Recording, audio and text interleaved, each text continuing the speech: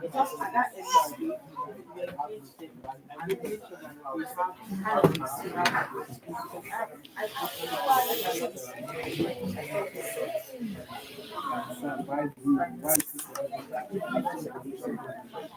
math and science.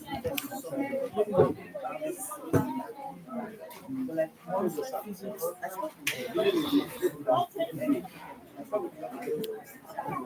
because I have to check the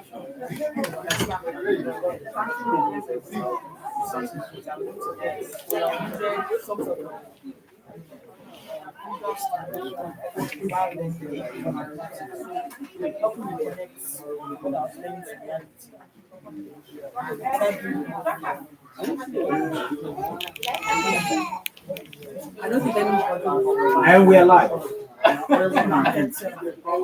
so something have an advantage.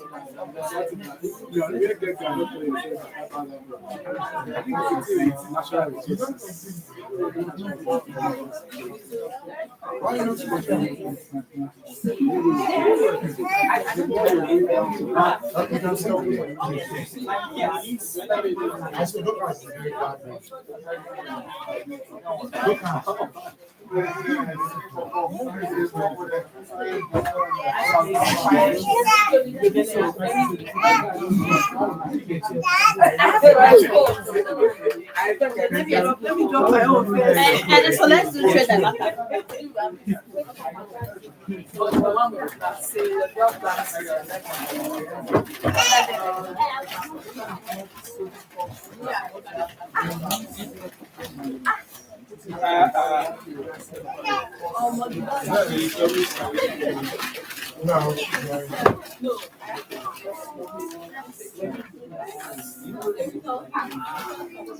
Oh, they are ready for something. Yeah. No, this is broken.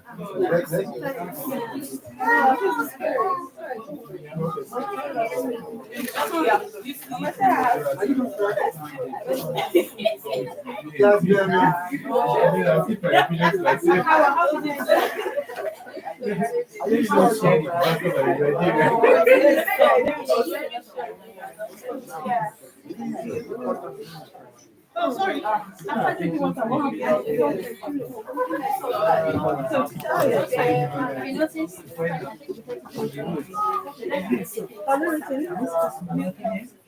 Yeah, because this one is the one that we need for people that order online.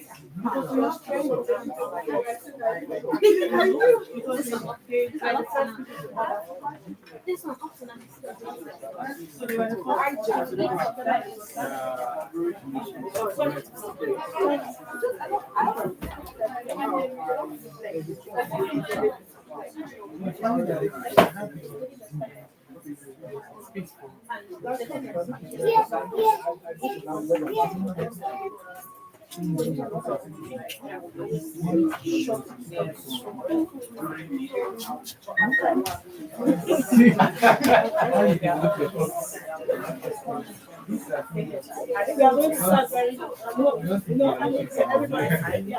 No.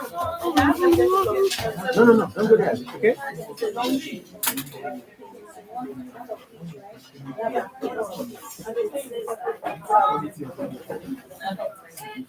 So, what is that now?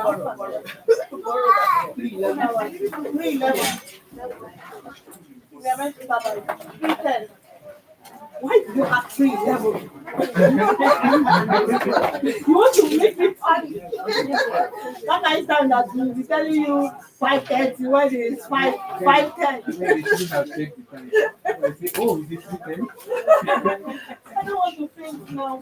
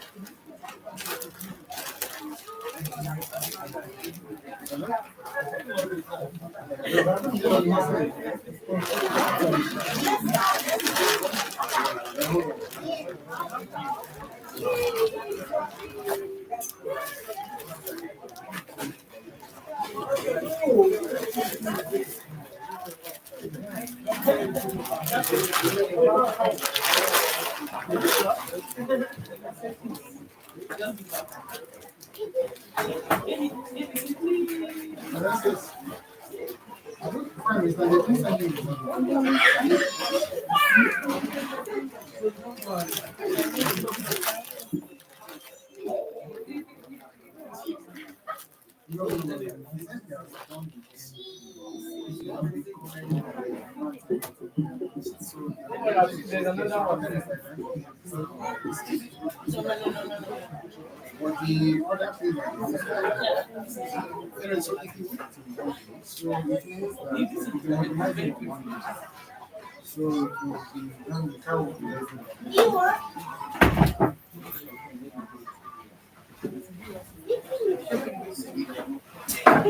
Okay, I'll send you his number.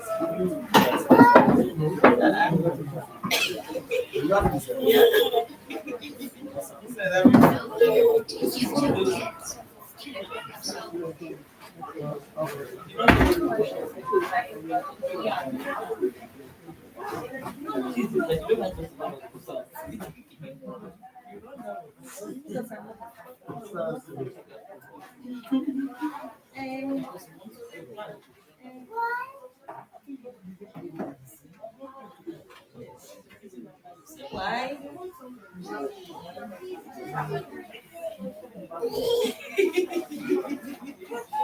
This girl.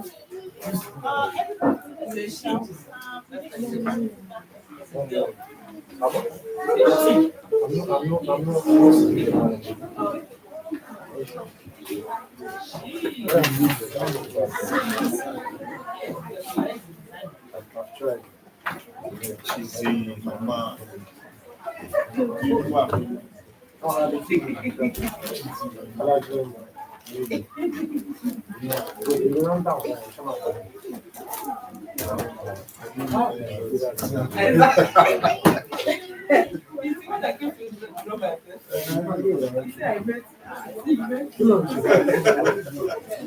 She's What's man. your are you the I have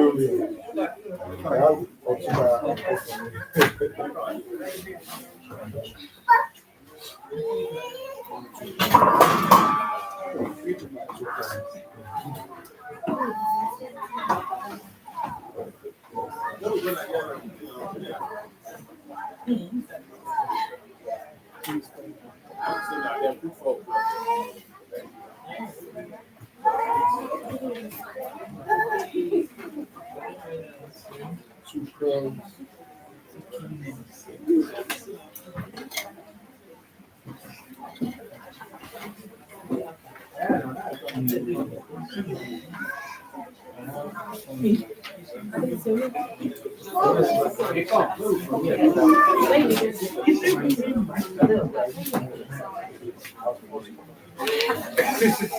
This young man is functioning.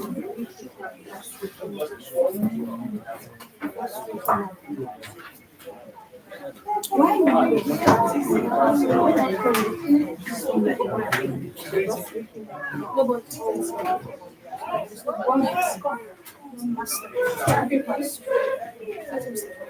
No,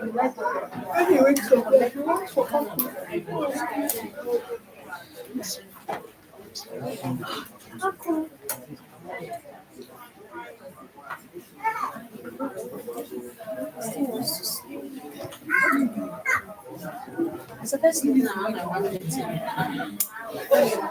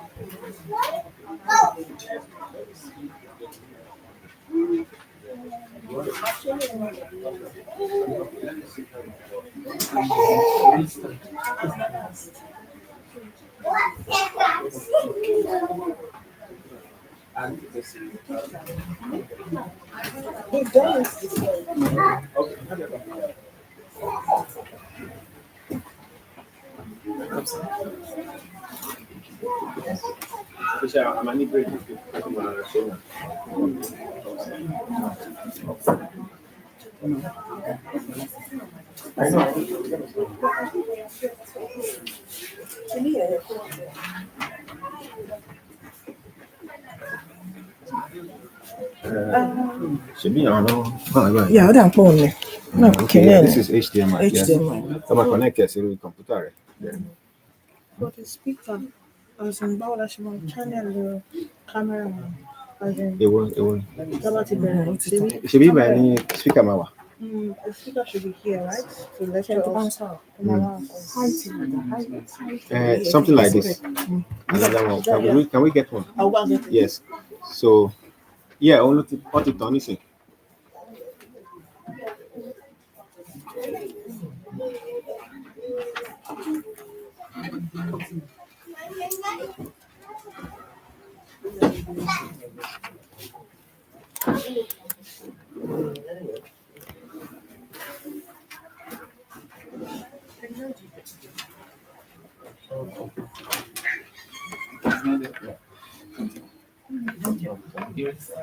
It's not 6 years. Okay, I'll come for you.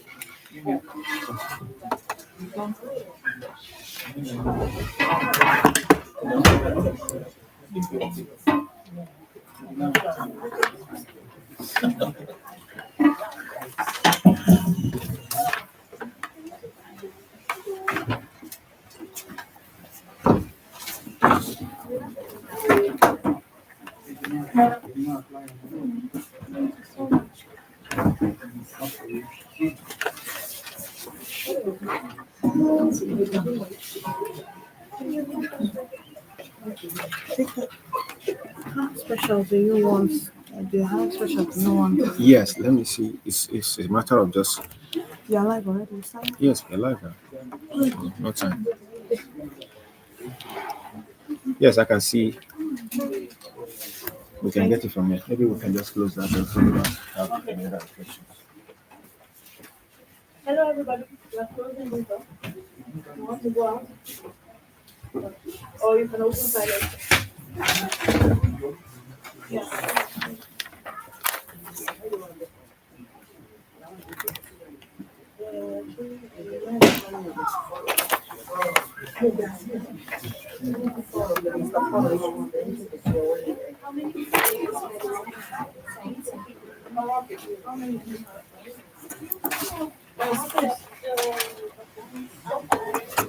Yeah, how many? Yeah, not anyone that is doing not everything, just whichever one. Yeah, that's what we have. Yes. Check it out. How is it going? Uh, are you ready? With your yes. Okay. It's just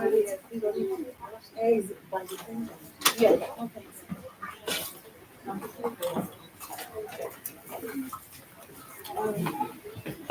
Pick the one. Pick this one. You can just click that one.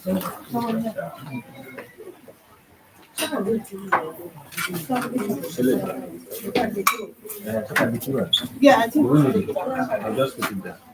Oh, you see the Yeah.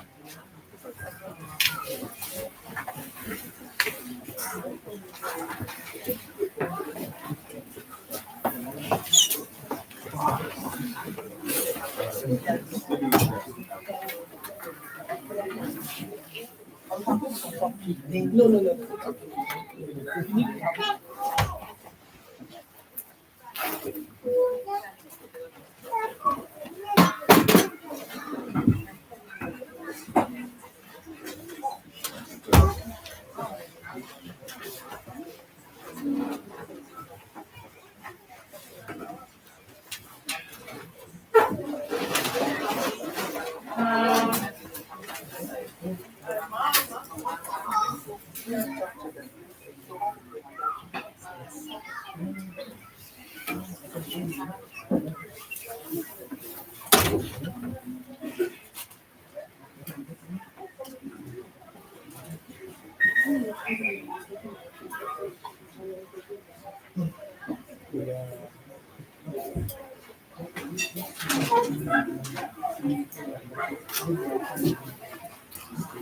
Hello, everyone. Welcome to the fourth edition of Active Law. My name is Dr. Sandro, and I have the honor of hosting this wonderful event. So I need to tell you that we'll be starting in 5 minutes time. So wear your seatbelts and get ready because it's going to be a fun ride. See you.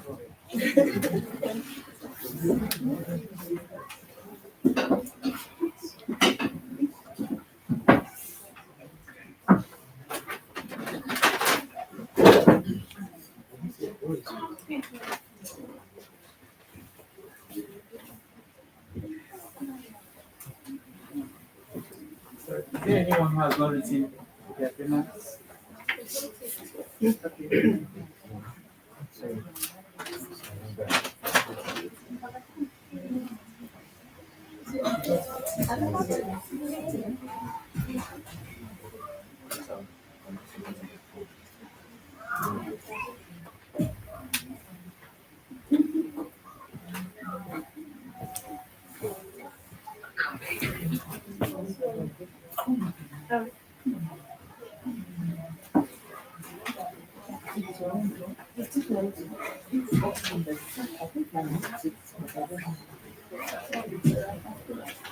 Okay.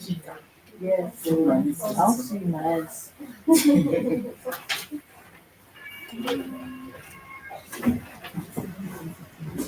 All right.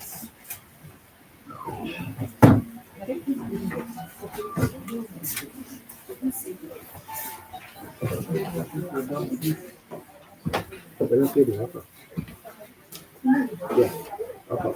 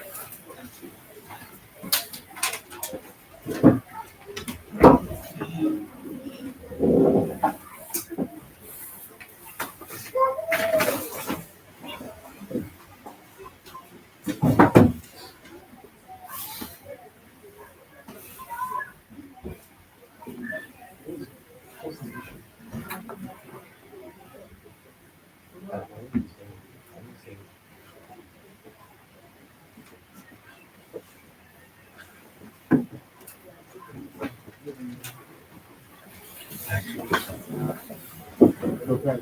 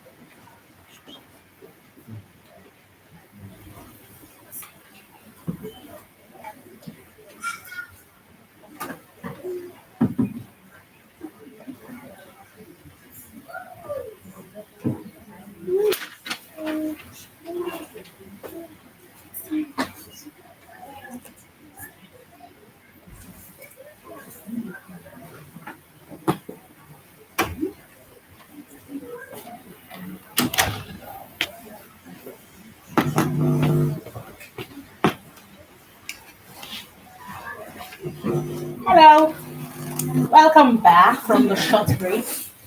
So I'm back again, and in the spirit of connecting, can you please turn to your neighbor and welcome them to this special event?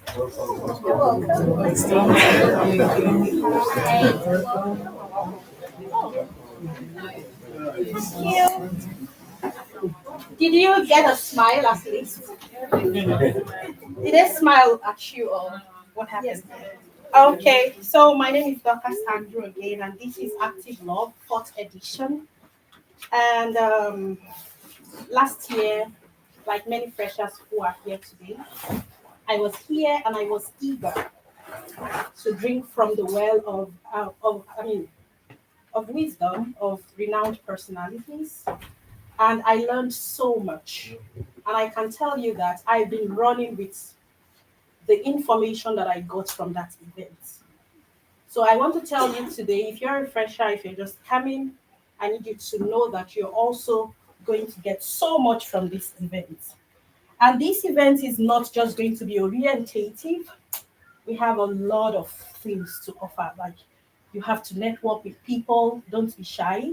When we have the coffee break, or probably also at the end of the event, please walk up to not just freshers like you, but we have people who are very experienced.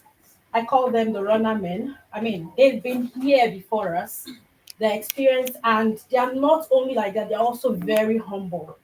Regardless of the marks they've made, and they are still making, these people are relatable. So during the break, please walk up to those people and try to network as much as you can. Because if there's one thing I need to tell you, that's the fact that Sweden, this country that you're in, is a place that requires a lot of networking if you must thrive. So to take us further, we want to have the take and a short opening prayer. If you feel led to lead us in a short prayer, please let's signify by raising up your hand. Who wants to say a prayer, please? Thank you. You could do the national anthem. The national anthem. Which one? We have only one. No, we have a new one. That's we have the one. people from different countries too. Oh, Yes. but it's a Nigerian. Am I- No, it's Africa. Okay. It's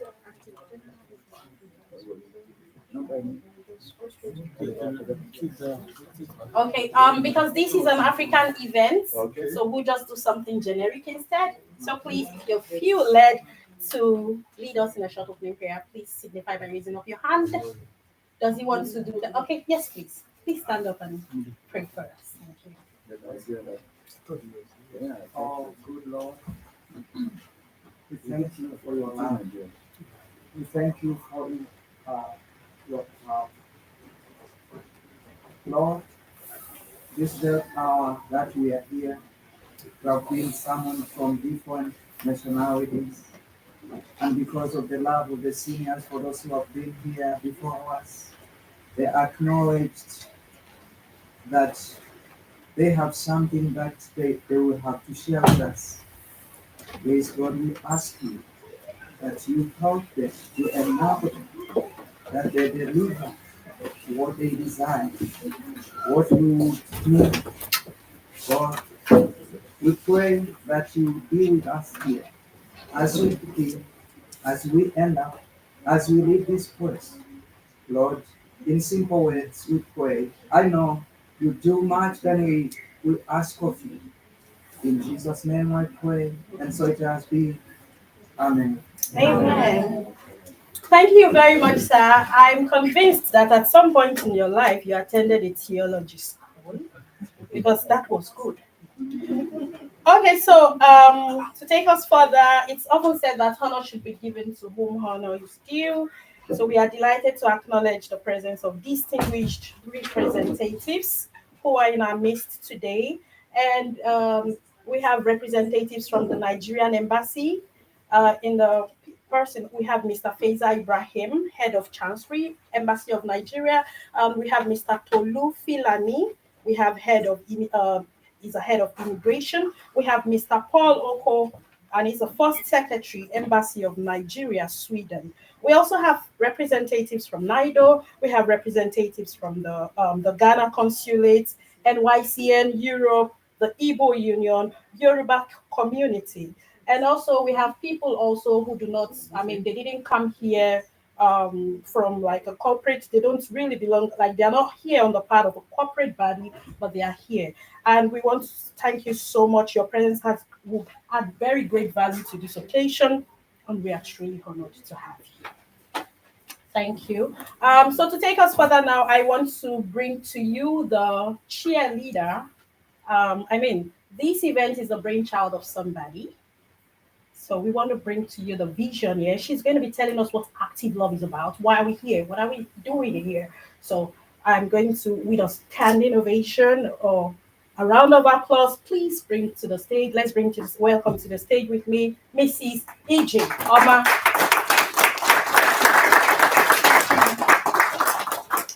Thank you, everybody. It's nice to have everybody here. My name is Udoma Santos, and then I'm an African. So it's nice to have everybody here. And I have to say first, I want to say thank you to everybody that collaborated in assisting us in bringing everything upstairs. That is one of the first thing I really want to do, because it shows how loving we are as a community. When we put our hands together, we will get things done. So I want to thank you so much for helping me. And I will also want all of us to give a hand of applause to everybody that assisted, because yes, it was really warm and nice to have you assist. So yes. So now I want to talk about active love. So if I'm going to be talking about active love, I'm just going to be talking about having passion to passion in showing love for our fellow brothers and sisters. And everything is going to go down to the reason why we need to orient an orientation, a second orientation, or a reorientation for our students and new people that have come to Sweden as a second home for them. And now I must say that it is not as easy as we want it to be when we come to a new territory. We know quite all right. But even at that, we we can only hope to have to meet new friends, new people, you know, people that will be the new episode of our life in our new territory. And so that new people can only be gotten through networking. And that is why we make this opportunity for an orientation, so that you can meet the people making things happen in Sweden here, that can give you more information of how to go about, like give you tips that you can use to navigate the Swedish community and the Swedish society. And like I said, we cannot know it all, and the other thing I say is that everybody is very important. And that is why Active Love came on board. Active Love was born 2021. And at the point when it was born, it was based on the fact that I was a youth secretary of Nigerian Union. And as a youth secretary, I found out that so many students have been misinformed, and so many students run into trouble while trying to make decisions. And that way I felt that yes, it's because of the misinformation that leads them to, you know, of making those mistakes. It's not like they intentionally want to make those mistakes, and most of these mistakes are very expensive. It leads them into trouble.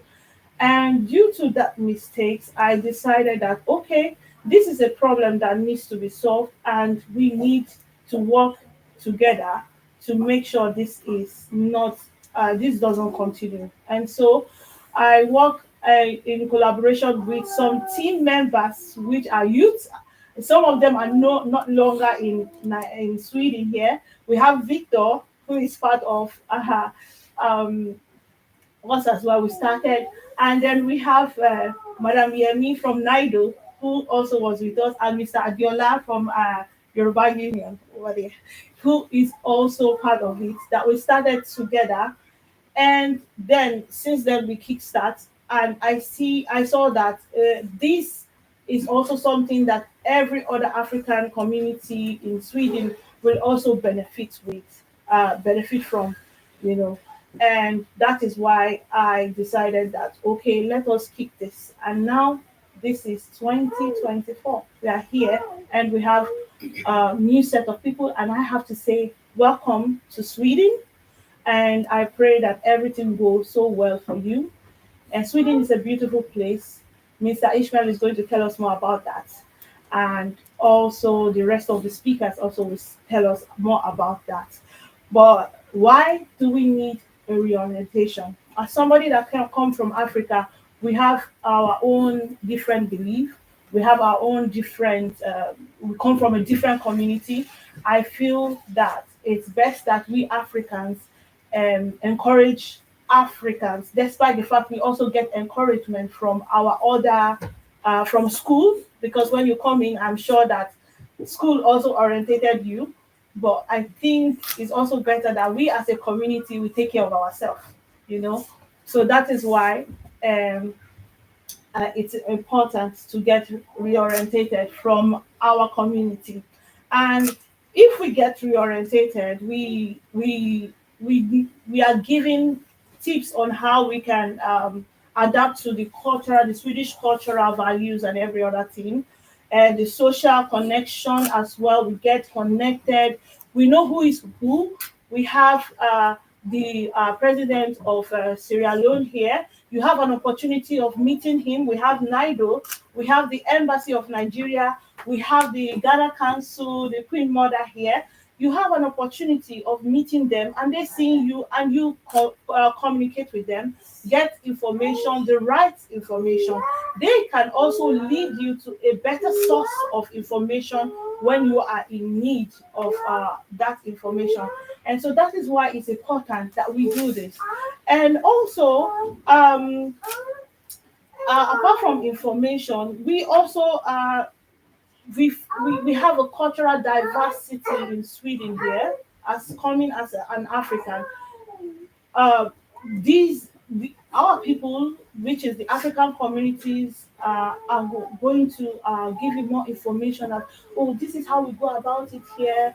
You go for appointments early. We don't use African time and all those things. You understand, you know. So all these things are all the packages that are here, and that I feel that it is needed for our community to um, to know of and get used to, and also be able to navigate in the Swedish society, and that way it will make your it will contribute. I won't say every time we have stress, but this will reduce your stress. Let me say that one. You know, so it will reduce your stress. And I would say once more, welcome to Sweden, and I wish you all the best. And I leave the floor open for the today's event. Thank you. Please make it louder. You can do better. So I don't know. Oh, thank you, Ma'am Ijama. Because you know what I learned from this? I believe that there was a time that she came here as a fresher too, maybe for study or for something else. But today we are here because of the initiative that she bettered. It means that even if you're a fresher today, if you're able to allow your inner child to dream and imagine, then maybe someday you can become a CEO, something else. There are so many persons, many Nigerians, many Africans who are not here. Even the people who are here today, they have companies, they have a lot of things. That's because they allowed their inner child, children, or whatever, to dream, and they've been able to get great initiatives. So you can do it, right? Whatever you can think of, you can probably have, right? Thank you. So, and also I failed to tell you that besides this event being informative, orientative, and also offering you the opportunity to network, we also have special gifts, because while registering for this event, I understand the fact that people expressed or talked about what they needed, indicated, I need these. So you're going to be having so many stuff to go home with. And also what we refer to as refreshments, item 7. I hope you prepared your stomach because you're going to eat to stupor. Praise the Lord. All right. Okay, so now to take us further, I want to bring to the podium now a local parliamentarian, our guest speaker. He's a local parliamentarian, Udinge Council. He's also secretary to Organization of Sierra Leoneans in Sweden. He's no other person than Mr. Ishmael Kago, with a standing ovation, clapping ovation, shouting ovation. And welcome, Mr. Ishmael Kago. Thank you, sir. Good afternoon, everyone. It's so lovely to see my African brothers and sisters. It's not too common to see a group of Africans Saturday afternoon, but I'm very, very happy to be here to share this moment with you. I want to start by thanking the organizers to put this event together. It's a very, very important event, and based on what she's described here, I think this is the right thing to do when you have communities outside your countries of origin. It's very important to keep together. You learn a lot from being together. Myself, I came to Sweden as a refugee just after the bitter civil war in Sierra Leone. Most of you, I guess, know. And in particular, most Nigerians, I would say, know probably about the war in Sierra Leone because you had a lot of troops in Sierra Leone who came to help our people. And just after that, you would imagine how terrible it must have been for most Sierra Leoneans. I got a very rare opportunity to come to Sweden to attend an event. And of course, I'm still attending the event. I mean, the African style. The event continues. But anyways, when I first make the decision to stay here in Sweden, I wasn't forced to do that. I felt it was an opportunity, very rare one. I had never traveled out of Sierra Leone. I had never even been to the second city in Sierra Leone before I came to Sweden. So coming to Sweden for me was a relief from the war. We had been running back and forth around the country, trying to survive the brutality of the war. And it felt as if there was nothing to go back to, there was no hope, everything was gone. I lived in the city with my family. We separated many times. We had to do that because we had to find a way to survive. And then coming to Sweden wasn't the easiest thing to do. Even though I was quite traumatized by the experience of the war, coming to Sweden was another trauma in itself. Because once I came here, I thought probably the best thing to do was to ask for asylum. And you would expect that from Sierra Leone after the war, you would just get resident permit. That wasn't the case. That wasn't the case. That opened up an entirely new process for me, which I was quite new to. I didn't know, in fact, what asylum was. I understood what asylum when I arrived in Sweden. I had a plan actually before I left Sierra Leone. Once I come to Sweden, whatever happens, I'm gonna stay. But I didn't know what asylum was. So I had to rely on people who had been here, just like Sister narrated here, to guide me into the process. But it wasn't an easy one. And one thing I realized right from that moment was that, an immigration officer told me when I asked him whether I could stay in Malmo by then or look for a relative to stay with because as a young man, I needed that anyways. But he told me, he said, wherever you go to Sweden, everything is the same. That is Swedish identity. It's a fact. It doesn't matter whether you live in a small city, small village, everything is the same. It's because this country is very much organized. It's because you have systems that have been put in place that work. It's because you have service personnel that are trained to deliver services to people, regardless of who you are. But there was a catch. I spoke English when I came to Sweden and Creole and my native language. I had to confront the Swedish society. And to do that, you have to be able to, at some level, by then, some 20 years ago, speak some level of Swedish because I wasn't living in the city. That is the difference. When you live in Stockholm, you would even forget that you're living in Sweden. You choose to speak Swedish, English for the rest of the time you're here. But that is not the case if you live in smaller towns and villages. And as a young man, I wanted to get or to learn about the society as fast as possible. So the best way was to spend a lot of time at a refugee camp learning the Swedish language, not even Swedish values and other things. You needed the language because once you understand the language, you're going to break free and then you're going to fight other wars, among others, immigration. I'm not going to bore you with that history. I'm just making reference to that to tell you how difficult it had been and how this kind of platform is good to have in your community. I worked with a lot of brothers and sisters from Nigeria, and of course, Victor and I met. I don't even remember how, but I remember that he called me, and since that day we've been talking, and we've been expanding our network. Sierra Leonean community, Nigerian community. We attend events, we meet people, and this is very, very good because each day you meet new people, you could learn a lot of things.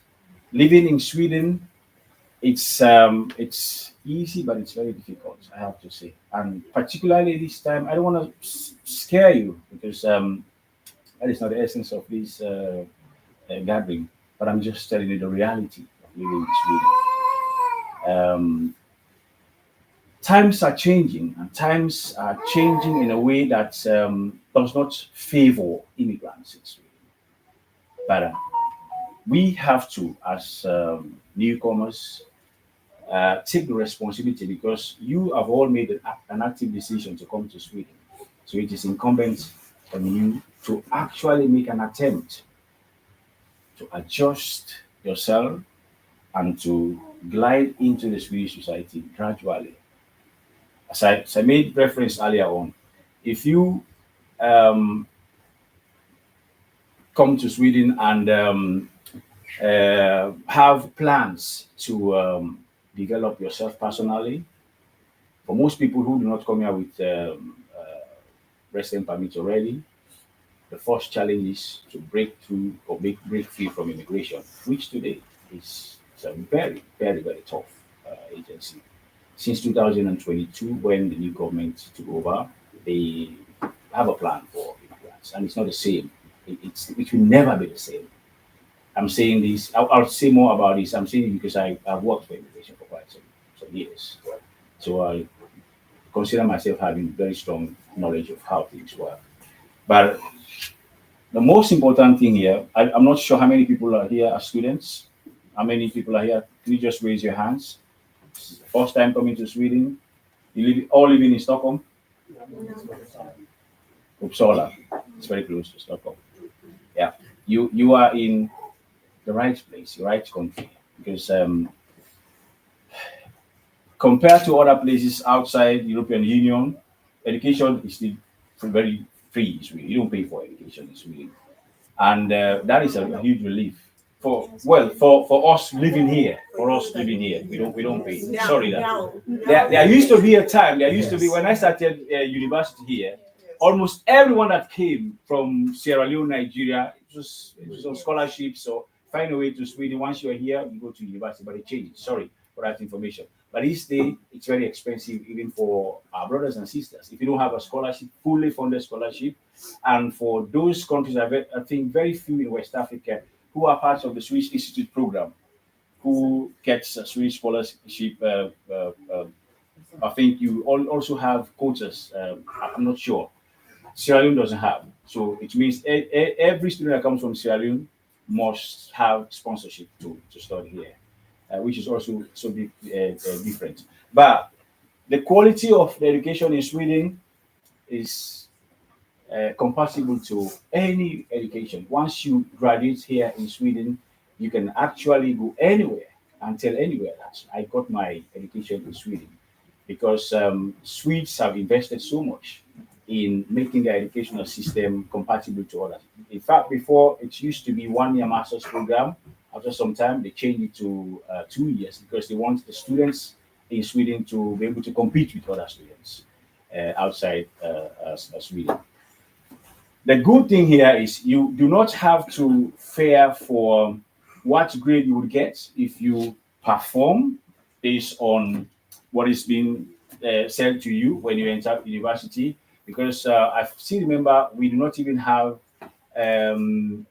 we didn't have names on our question or answer sheets when we took exams. I don't know if the system still operates the same way. So which gives you an assurance that the teacher responsible for your grades is not interested in who you are. It's interested in what you put in the grades.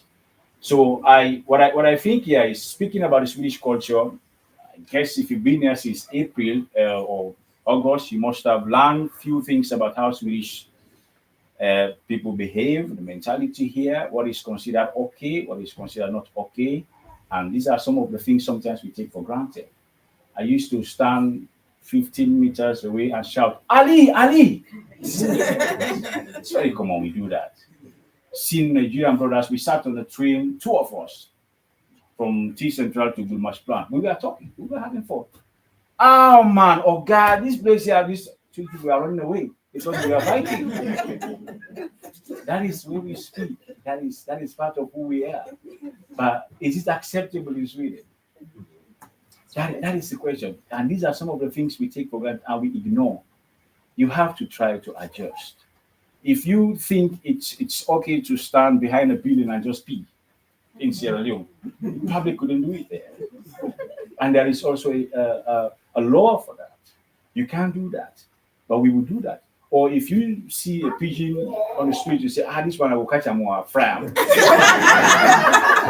This is true. This is true. I'm telling you this. And I didn't prepare anything special to do a presentation to bore you with a lot of words and this and that. I'm just telling you based on lived experience. We have cases where brothers from outside Sierra Leone come to Sweden, saw a lot of pigeons. Say, this one I will find it today. Come catch them, put them for pot now. And then come call police. When they call police, they say, now I gotta flip a fried pigeon. Oh, you can't be here, my brother. So I'm sorry. You know, and there is one particular word in Sweden that is called lagom. I don't know how many of you know what lagom is. Have you heard the word lagom? Lagom. You've been here. I think lagom means there is no particular interpretation. It means moderate. Yeah. Swedish people like things to be done in a moderate way. You have the freedom to do whatever you want to do. If you are Muslim, you can be a Muslim. If you are Christian, you are Buddhist, you are an atheist, whatever you choose to be in Sweden, because the state protects your right to be who you are. So no one can go and say you do not have the right to pray here. There are people who go to their jobs today at 2 o'clock, they leave their offices, they go and pray. There are people who go to church, there are people who build mosques, they send SMS messages around to raise funds, to build mosques. That tells you a lot about the level of acceptance that the Swedish government has designed for its own people. And when these laws were made, they were not even made in consideration of Africans, say Africans or foreigners are coming. They made these laws for themselves. They built this system realizing that we have to protect our people. And the most important thing is, which I find quite amazing, is the fact that you can actually trust Swedish agencies, government agencies, civil servants. Oh, my brother, if I go to Sierra Leone now today, I say, I'm going to immigration, I want to get a passport. You all know how it works. You go ask, you go pay, you go make this. Oh, there is no pen. You go to the police, there is a case. Okay, no penalty for write your case. No penalty for write your case. You don't have to worry about that. Here in Sweden, you don't have to worry about that. You only have to ask. There is a law that says we live in an information society in Sweden, so therefore we have to make access to information for everyone. And for Swedes, for those of us who lived there for all these years, you know quite well that there's a lot of information out there. But they tell you in Swedish, say, "På eget ansvar." It's your own responsibility to find out. If you want information, you find out. But at this age and time of digital acquaintances, you would also expect that there's a lot of disinformation and misinformation, a lot of it, and which is killing communities. People get hold of piece of information like this before it gets to the last man there. They expand, they reduce, they add, they make a mess of it. At the end of the day, the real value in the information is gone, and it puts a lot of people in trouble. If I tell you 1 crown, 1 Swedish crown, has led to someone being deported from Sweden, would you believe that? Sounds very strange, right? Sounds very strange. But until you fall into that trap, you will not believe what I tell you. This is how the system works. Because the system has rules, and the rules are made to be respected. They make the rules, they help you to understand. If you don't, I don't think there are many countries that spend so much money to get interpreters in the civil service, government offices, wherever you go, wherever at night. It's sad sometimes how it works. We've had incidents where a Nigerian person never met the person. It's a lady who was pregnant. She was going through some trouble and she ended up dying because her husband was not home. They called to the office to pick this lady. The ambulance personnel were asking a lot of questions. By the time they got there, she died, the baby. And that was also part of information. She could only speak English some time ago. And that's terrible. It was all over the news. This is what happens in Sweden. If you don't take responsibility to learn what you have to learn, you lose. And I know for sure, I'm not dreaming. When people have this kind of opportunity, the first thing you think, I'm going to go through the process, the school process, and after which I want to stay probably. Because there are opportunities here. Let no one lie to you. Probably some of you have good offices already before you came to Sweden. So you will just do your programs and go back to Africa. Not everyone has that opportunity. If I had that opportunity, I wouldn't stay in Sweden. I would have left long since. But I was guaranteed a better life here. And for everyone who comes here, who makes the decision to come here, the opportunities are here. But you have to make sure you participate in these kind of communities. Don't be scared. Don't be scared to go to your brothers if they have events, because that is what is killing the African community. We have like 256,000 Africans in Sweden, according to Central Statistics Agency. You have 0.25% who are active in political integration, in politics. Very few. How do you expect the African community to grow in Sweden?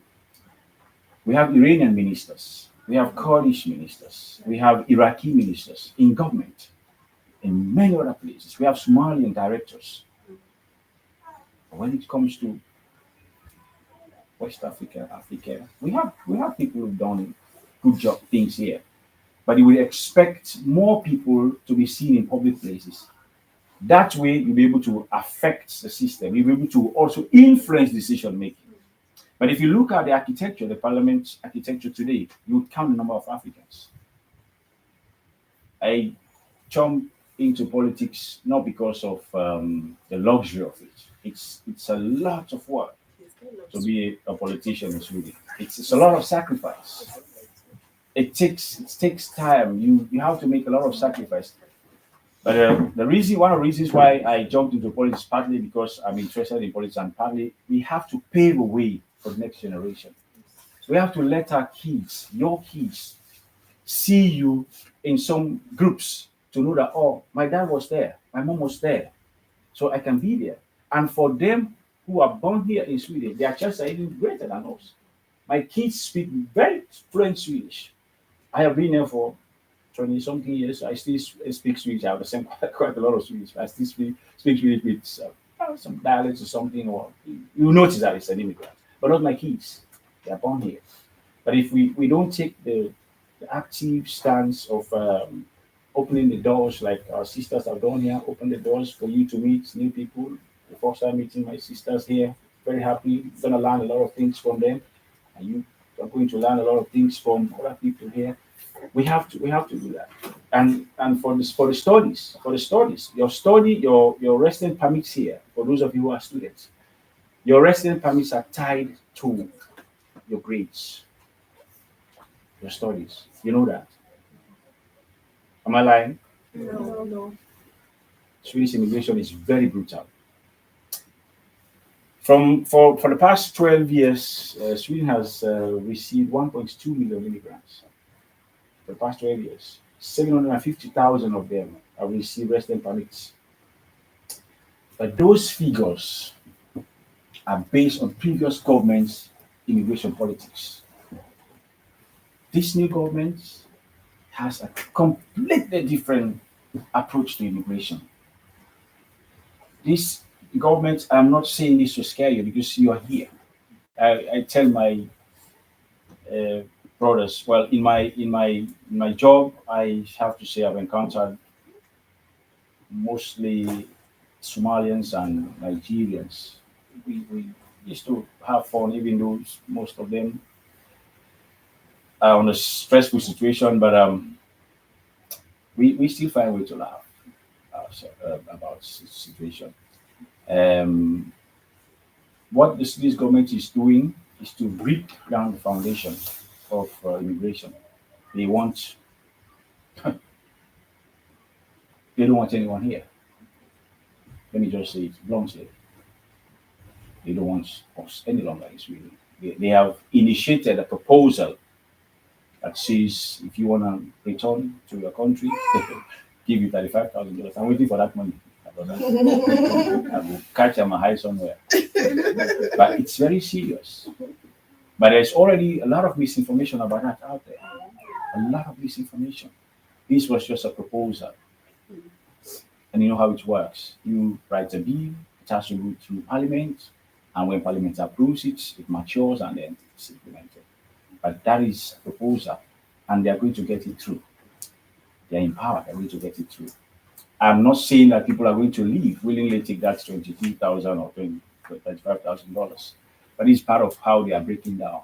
As of last year, we have reduced considerably the number of, well, because of the new law, few people are coming to Sweden these days. So it's really a blessing to have you here who are already here. And if you want to be here, the reason why I asked you, I spoke about your grades and your resident permit, they are tied to each other.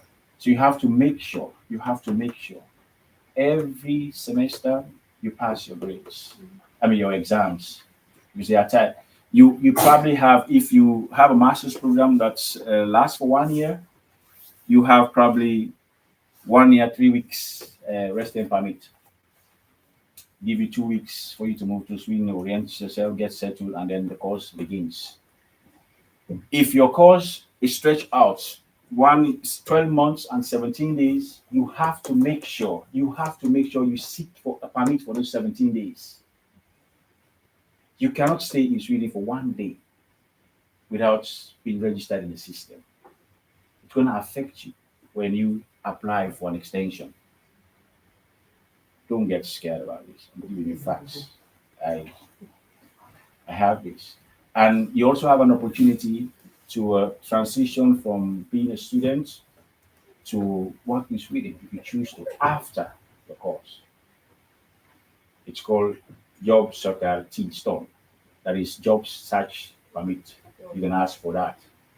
But you should also bear in mind that even during that period, which lasts for 6 months, you also need to have enough resources to cover your stay in Sweden. And most importantly, your insurance, your health insurance, because you are not covered by the Swedish health insurance for the first year. You have to have a health insurance from your country. But the good thing is, even though it is said this way and it is made this way, no one dies in Sweden who should not die, I should say. God takes life, right? If you are sick today, the Swedish government, you can go to a hospital in Sweden and get treated because it's part of the Swedish constitution. But again, even with that, people used to go flock into the Swedish hospitals and get services. But these days, because of this new government, they want the hospital personnel to communicate with the police, with immigration, with tax office about you, about me being at the hospital without resident permit. They are asking the schools to tell the police about the kids who are in school who do not have resident permits. It's very new. So these are some of the challenges we are facing. But we have to keep talking to each other as a community. If you need information about your schooling, whatever it is, call your community leaders. If they don't have the right information, let them ask. Call around so we can share this information. So we help each other. We have this platform to utilize. I will not talk about me going into politics, it took me several years to get into Swedish local parliament. But again, it's not like in Africa where someone will look at you and say, "Oh, this one, if I know we get good connection, let us bring them here." No, it doesn't work that way. It doesn't work. You have to show that you are active in politics. I have served in the Swedish Stockholm Administrative Court. I have seen a lot of brothers go down. I served there as a jury for 3 years. In fact, I left because I most times felt sad to be part of the decision, the jury to sentence people. And I've seen brothers and sisters go down for, excuse me for French, nonsense things. You know, there are so many laws that we have kids here. So many laws here in Sweden that you have to come for us, the men, the women. Violence comes in different ways. It doesn't have to be physical. Someone who gets angry with you, you say something. It's not about you reacting, it's about how I feel. That is most important. If someone takes me to court, say, how did you feel? You are the victim. How did you feel? So we have to think about all those things. They are not in any book. You just have to talk. Be free to talk with people. Try as much as possible. Me and my guys, when we sit from Sierra Leone, we dey cham Creole or Totuan when we dey inside our house. We go make noise if we don't rent local hall. We go party. But we not dey fight to no fighting. Push that away. Push that away. You focus on the studies. Ask for help. The libraries are available. Books are available. You probably not have to spend a lot of money to buy books. They are available. If they are not, call your community members. They probably would help you. We have a lot of other Africans here who have studied before. We have PhD holders, we have engineers, we have this and that. They can guide you. If we have a network like this, we have to utilize it fully. Having said that, I want you to have an opportunity to ask questions. If you have questions you want to ask.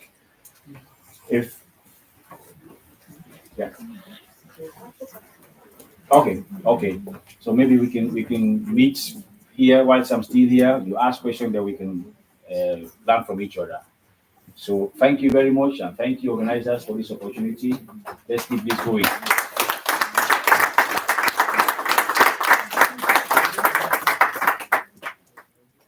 Ladies and gentlemen, the event continues in Mr. Ishmael's words. Thank you so much, sir, for this. It was so informative. Thank you for telling us that, explaining or making us opening our eyes to the fact that the system works, but then it's our responsibility to play our part. And as freshers, I think it starts with reading your newsletters, your monthly newsletters religiously. And apart from that, also the monthly newsletters, and then taking responsibility, like he said, and stay informed. Okay, so not to waste our time, I'm going to bring to the stage again now the monetization queen. Please, with a round of applause. Welcome to the stage with me, Mrs. Bemi Oyekon Fasasi. Good afternoon, everyone. It's so nice to see everyone again here after here. Very great accolade to Madam Ijoma for doing this, for giving back selflessly, for showing the real type of love. I really love the name, active love. That's how love should be. It's a verb, it's an action word. It's powerful, and she does this, with tremendous support from the community. Thank you so much for doing this. Only God can repay you back because this is massive. Well done. So, I think this is my third active year attendance, but I'll do a brief introduction because I have very short time actually. My name is Baby Oyekon Fasasi. I'm a professional digital marketer, but also a business coach, a money coach, a financial therapist, a life coach. And I was speaking with Madam Ijoma, and we were speaking about the mind state of relocation. There's the glitz, there's the glam, there is the part where, I'm traveling, There's light 247, food is cheap, there's the glam and all that, but there's also the dark side.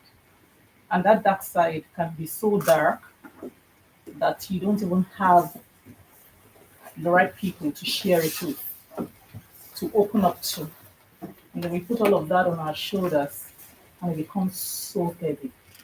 And then it begins to define the color of life for us. But it really doesn't have to be so. It doesn't have to be so. There are no village people here.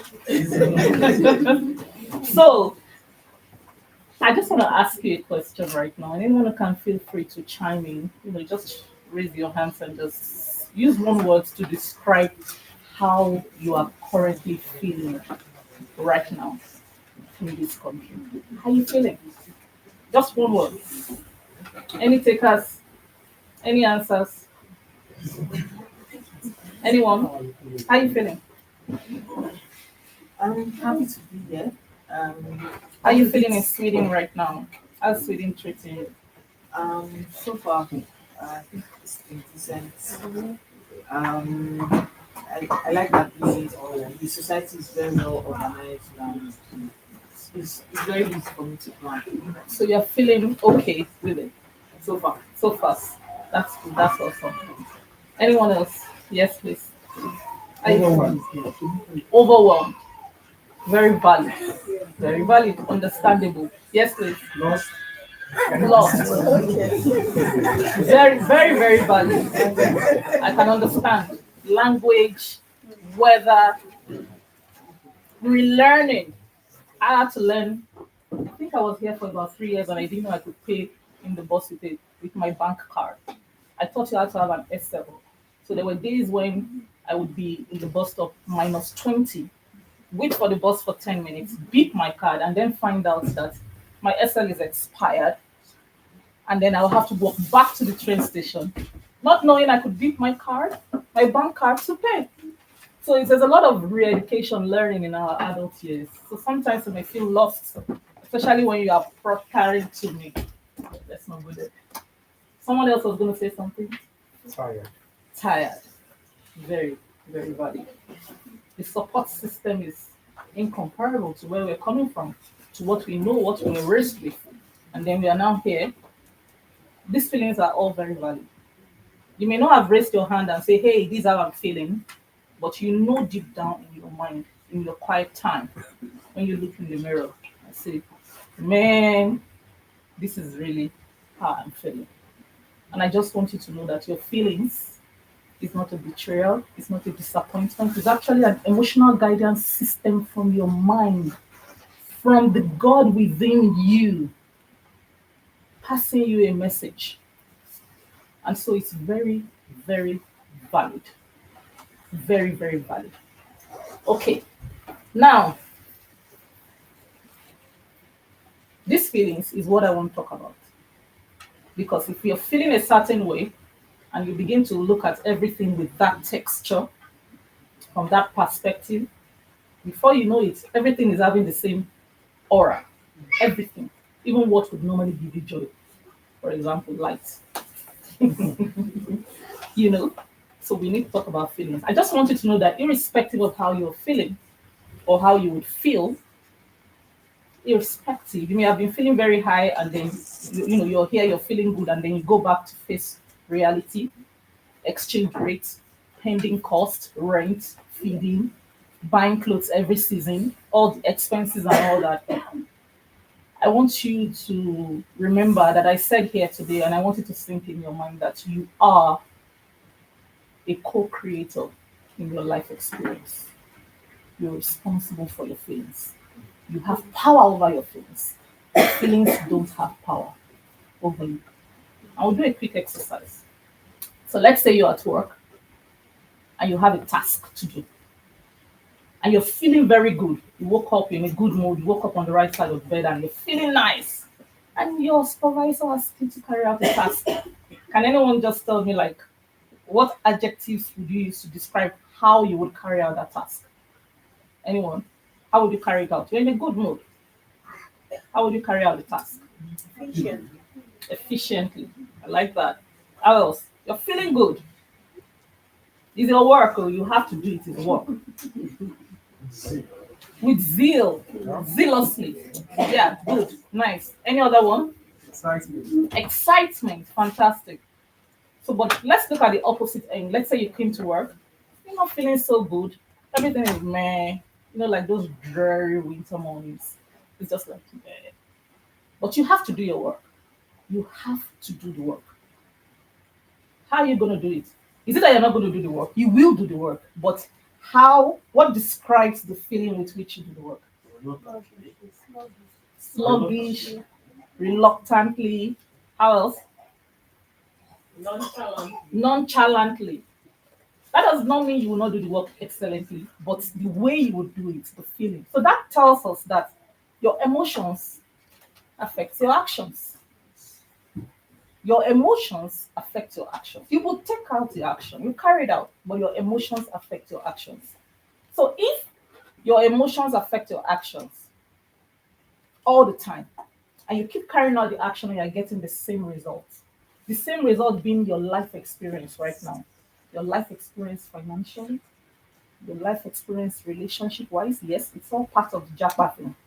Yeah, your life experience in your education, in your career, in your job, in your health, in your spirituality.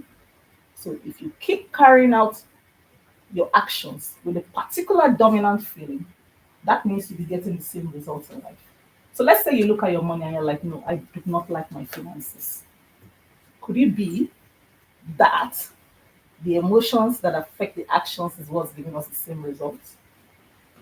If we look at it that way, then we want to ask, what exactly influences our emotions? Can anyone guess? What influences how you feel? It's your thoughts. Your thoughts. You cannot think happy thoughts and not feel happy. You cannot think sad thoughts and not feel sad. Your thoughts determines your emotions, your feelings, and your feelings determines how you carry out things. And the way you carry out things consecutively determines the results that you get in life. So there is power in the way that you think, what we otherwise call your mindset. But also behind that thought, there is a block, a Lego block behind the thought is your beliefs. If you're facing a challenge and you feel that, why is everything always not working out for me towards the end? Why am I almost there and then the thing breaks? Why is it my pattern in life? Why did I experience this in Nigeria now I'm experiencing this here now? Why is this happening to me? If you have such beliefs, that will always dominate your thoughts. And if that dominates your thoughts, that would always determine the low emotions that you have. And if that determines the low emotions that you have, it will impact the way you carry out your actions. And then you keep getting the same results. So we can see from this little analogy, by the way, which is from CBT, cognitive behavioral therapy, is that if we change our beliefs, our thoughts change.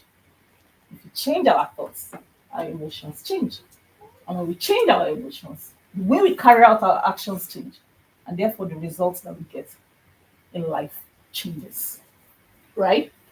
Now, I just want to share with you how to take control of your thoughts. You might feel good here. You have people in the same room with you with the same skin color, same accent, same origin, same taste for nice jollof rice. So we kind of like have this bond and understanding between ourselves.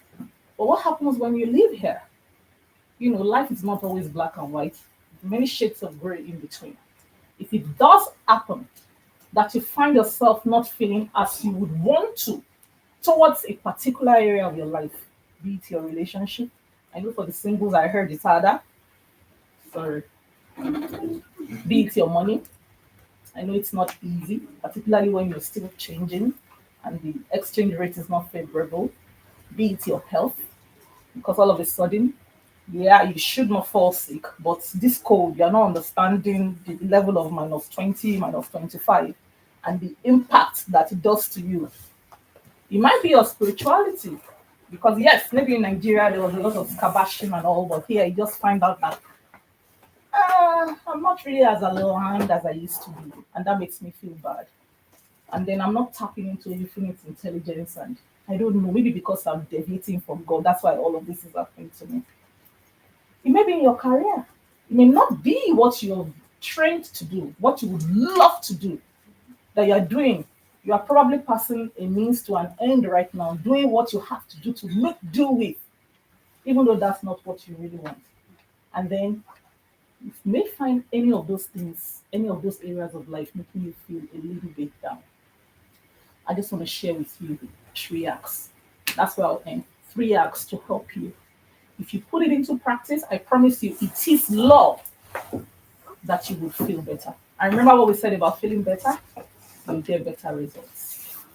So it is your prerogative to make sure that in any situation that you find yourself, just try to feel better. Just try to feel better. It's good for your brain, it's good for your subconscious mind, it's good for your results and everything. So the first act that I would share with you is to change your perception. If you have a negative emotion, do not feel bad that you're feeling depressed. One may even be feeling suicidal. Yes, it's very valid. Do not feel bad. Do not feel disappointed in yourself, your feelings. Even if you come out with a result that you don't really like and it brings a feeling of disappointment, do not feel disappointed at the feeling of disappointment that you are experiencing. Take your emotions, whatever they may be. Don't try to suppress them. When you suppress them, it will bubble over. It is impossible. It is energy. Energy can neither be created nor destroyed, can only be converted from one form to another. So it's impossible to eliminate negative energy. But what you can do is to transform it, right? So allow the emotions to come out, accept the emotion, validate the emotion, and take that emotion as a feedback from your subconscious mind. I'm feeling bad right now. Why am I feeling bad right now? This is not the time for me to get this grade, but I got this grade. I have messed up. Allow it, process it, right? But this is where I wanted to change your perception. I may have messed up here. Someone may have disappointed me in the morning that I needed to balance something. But look how far I've come. Look at all the oceans that I've crossed and the mountains that I've climbed. See how well I'm still doing in many areas. And if I got it this far, this surely cannot be the end. It's just a bend. It's just a state, a temporary state. And you use all of that to navigate, transform your emotions from disappointment or sadness into, I'm not saying happy, excited, but into something like hope, something like satisfaction, something like gratitude. You know, gratitude is like looking back to the past and being grateful. Appreciation is being grateful in the presence, right? You're appreciating all that is going well.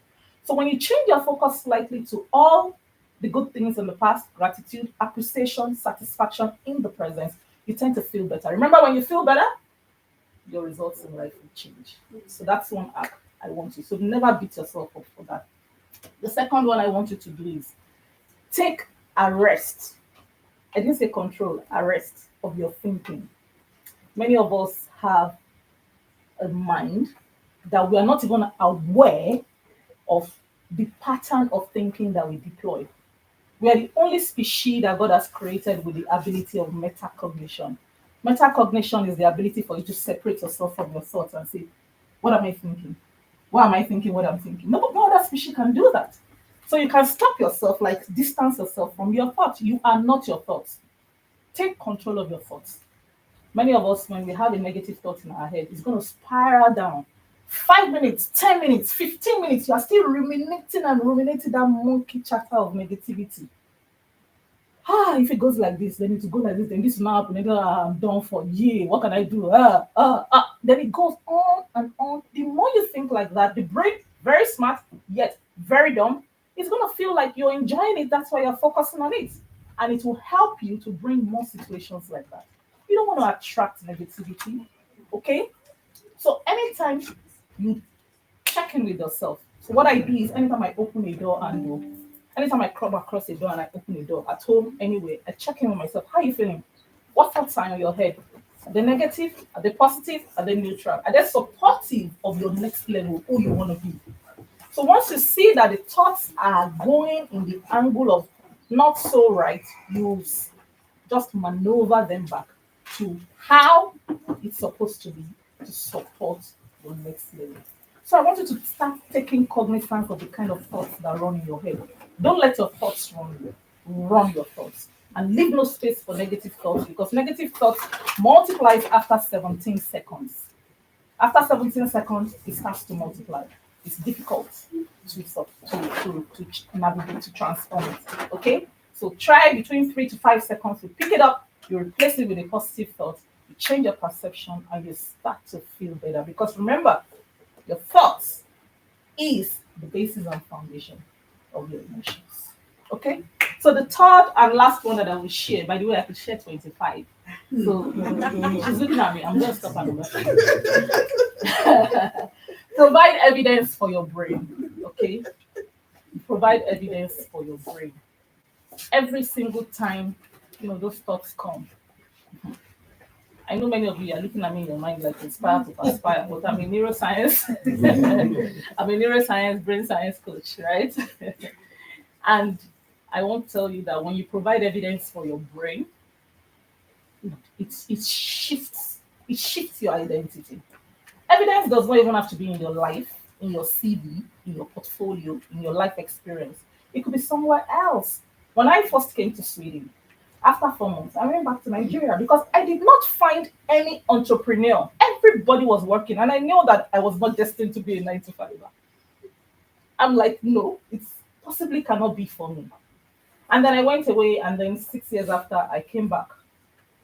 But then, I was more vast in personal development and, just improving myself. I knew I had to find evidence for my brain. Evidence did not have to come from me because I didn't even know the rudiments of running a business or an active lab here.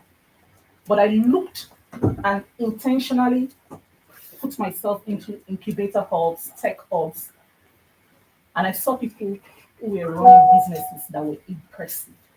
And then they became my evidence that if it can happen for them as immigrants, my mentor won the King's prize for entrepreneurship is 1 million kronas. If it can happen for him, an immigrant, it can happen for me. You see, so that kind of quells the doubts. You can't be anything that you want to be here, and it all starts from this. And also, when I met Madam Ijoma here, and she introduced me to Dr. Alima here, it also shifted my identity because I'm like, they are here, they are thriving, they are professionals. It shifted my identity, it did something for me. So evidence does not have to be from your own portfolio, okay? But the minute those fears and doubts comes, if you leave this room and it ever happens to you, I want you to just remember that Bemi said, if it can happen for so, I may not be here now. I know that it can happen for me. And I am well on my way for it to happen for me. So those are the 3 tips that I'll share with you today. Madam Ijoma and I thought that this may be good for an ongoing thing. We don't know, we're just gisting. Would you like to hear more of things like these, of the mind and stuff? If you would, let's say a show of hands. Okay, fantastic. That's nice. We already spoke about collaboration of coming online maybe once monthly or twice monthly where you can bear how you feel and you can get this type of therapy, because I know that you will not be in the state of mind right now to say, well, I want to be a therapist here in Sweden and all. You charge a lot, and that may not be one of your priority expenses right now, even though you need it. So we will be having those sessions. We'll drop more information in the community, and there you can connect and just, release that baggage so you can feel more fortified to succeed massively in this environment. Thank you very much. I hope you found value.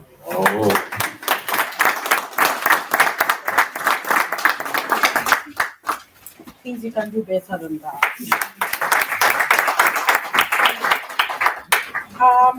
Thank you, Ma'am Bami, for letting us know that we have power over our feelings. There are days, you talked to me without calling my name. I don't understand. There are days when the confusion hits and I'm like, what brought me here in the first place? I mean, sometimes you wash it like I wash maybe I clean for a family and I'm cleaning their toilet. I'm like, how did you get here? What are you doing? But this is a process and you have to embrace the process, because yes, we have power over our feelings and like you said, we should provide evidence. There are people in this system who are making it. If they can do it, then I, Dr. Sandro, I will do it. Thank you so much. Okay, so without further ado, I'm going to be bringing to you the first secretary of the Embassy of Nigeria, Sweden, and oh no, sorry, the head of chancery of the Embassy of Nigeria, and he's no other person. Standing ovation, jumping ovation, whatever. Join me as I welcome Mr. Fasil Ibrahim. Thank you so much, sir.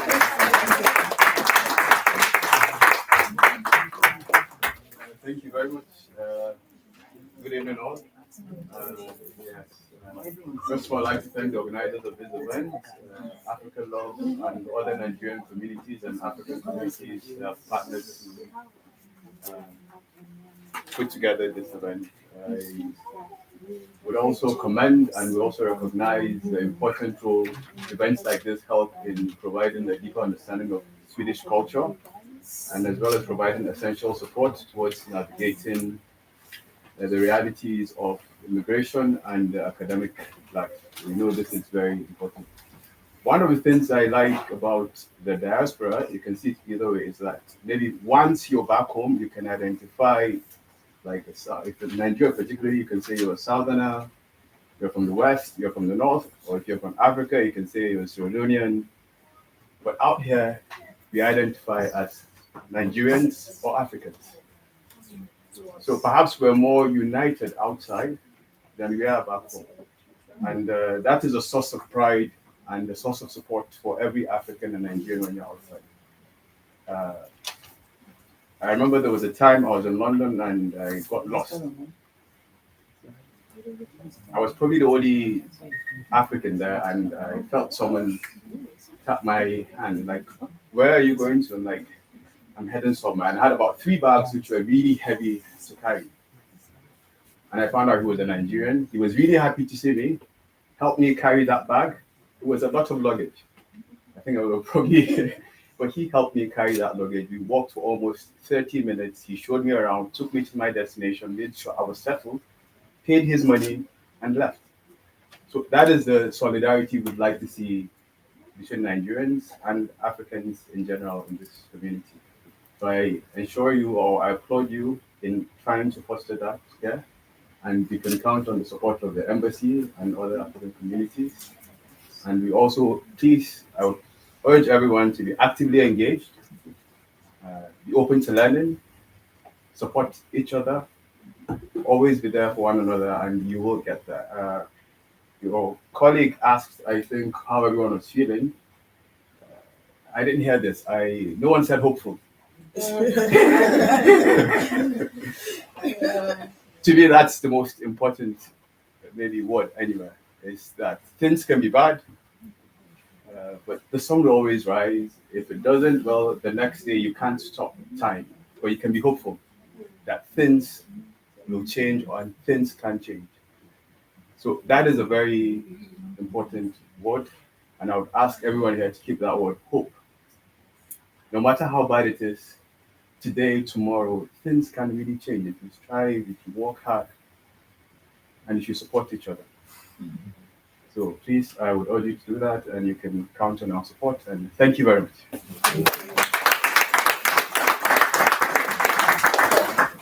Oh my God. That was so short, but then it was touching. Thank you, sir. Are you hopeful? How many people are hopeful in the room? I am hopeful, and I will stay hopeful. Thank you, sir. Thank you for making it really brief, but it was.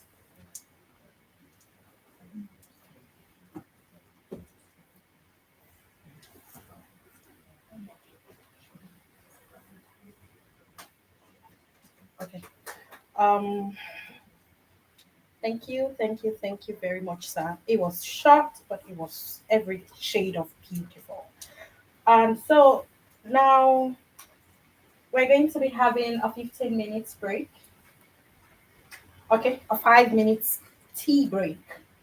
So you can just go out and then please set yourself. Yeah, network too. Don't forget, Sweden is based on networking. So please network with other people, talk to them, and Let us ready. Because this is still come.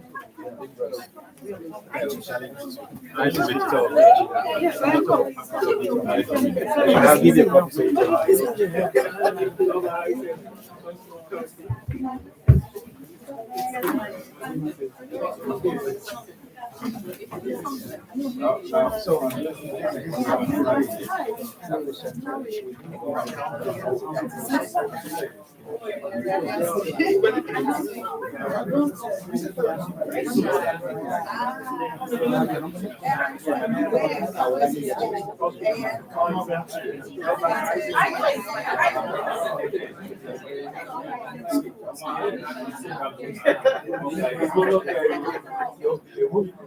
And you're gonna make a speed points. That's what.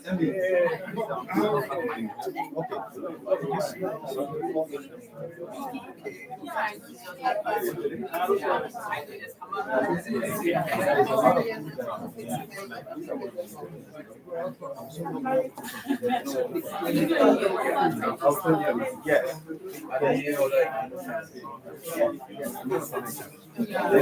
You're welcome.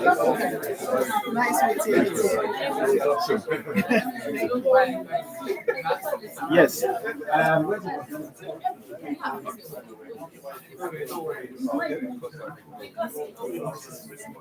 Then that means you will need somebody to help you scroll. You need somebody to help you scroll. This is the HDMI, right? So yes, there's a Wi-Fi. Yes, I'll do that. You hold it. Okay, let me see if the wire is long enough so we can. Okay, there's a bit of length.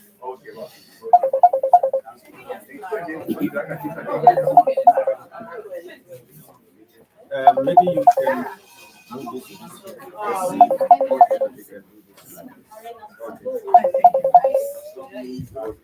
Yes.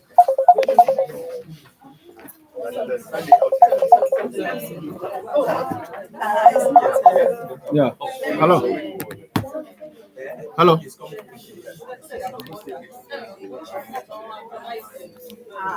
Okay, I can get you now.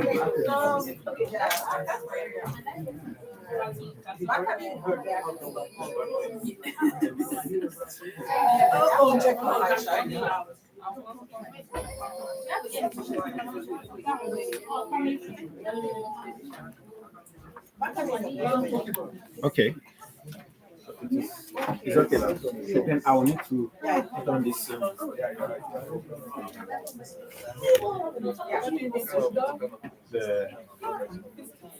Let's see if it's going to show.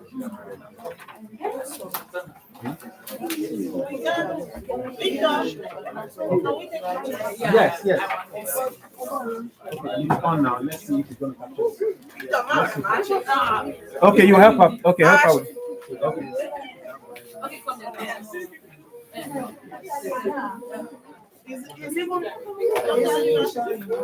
Yes, it's showing now. So maybe where we stand? You stand in the middle. So she has the wire. no, but you will stand there. She stand here. But So you have to move this. I can transfer it. If you want to do it from your phone. No, but you can stand there.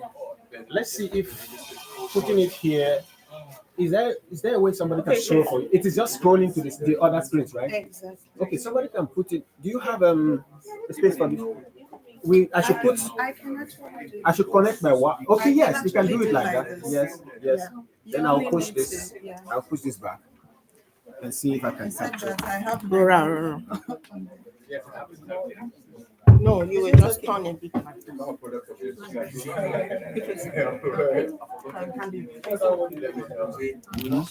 And this will be like this. Yes, I can capture you now.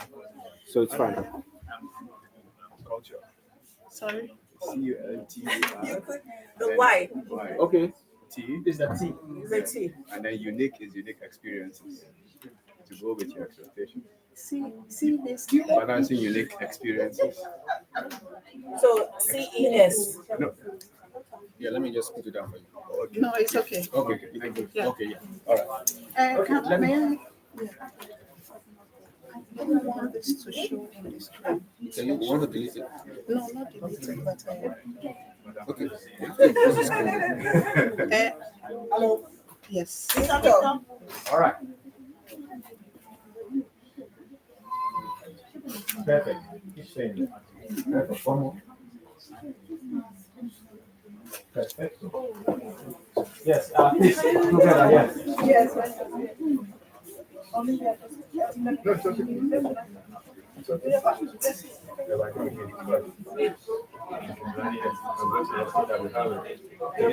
Quality, yes.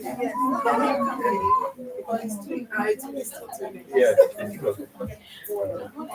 And perfect. One more. Perfect. Perfect.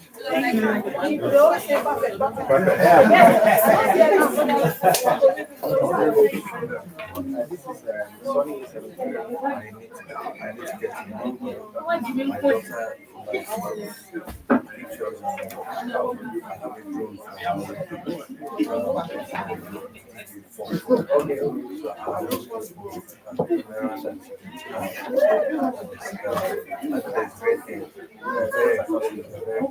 It's not so much about the Here's the remote. Oh, okay, for that one. Okay, yeah. Thank you. So you can Yeah, make it. but once you get this, when I got this, there was a different. But now go check out that has different lights. I think the best thing is I can now send them that it's okay. And there's this one, other one that I like like this. Okay, it has like this stand, but Yeah. that goes inside. Okay, it's they use the what's it called?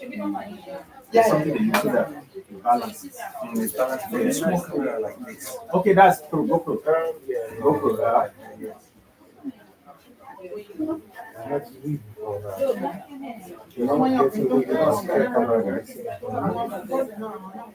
It's always about what's unique. I prefer some sort of yeah, so they then they decide for that.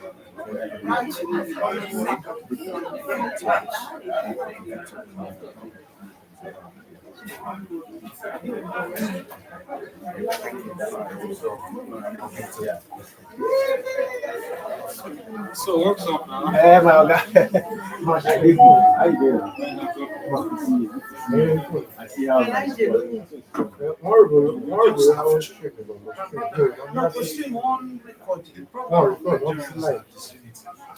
So and it's not streaming. If we have streaming, It's actually not no, it's an Instagram.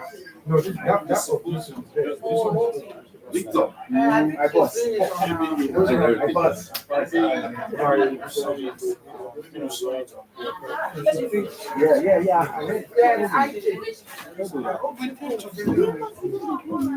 Yeah. Look, I need to come snap now. Yeah. Oh, yeah, now let's look. Let it be live. Don't worry, it's a break.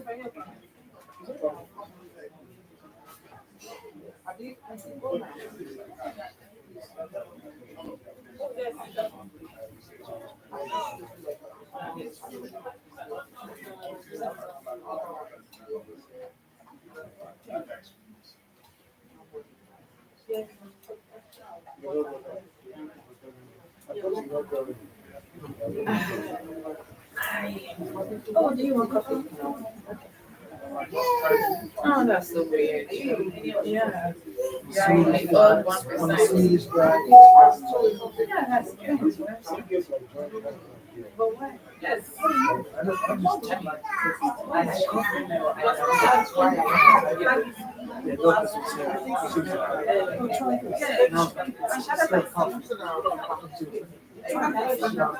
No, because there's it's with me. When they make it in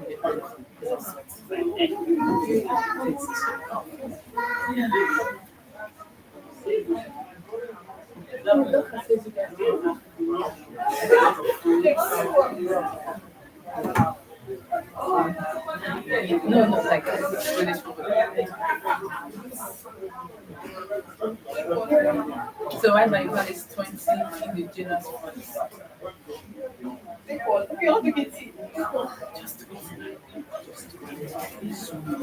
Yeah. No, I think meatballs is everywhere. Maybe it's perfect. Oh, I'm not even fan of digestive something. Yeah. I'll pass. It should go well with the coffee. You want to say thank you, right? Alright. Come on, give him more now. One is there enough for you? No, you want to say thank you. Bishop. So it's just another bit.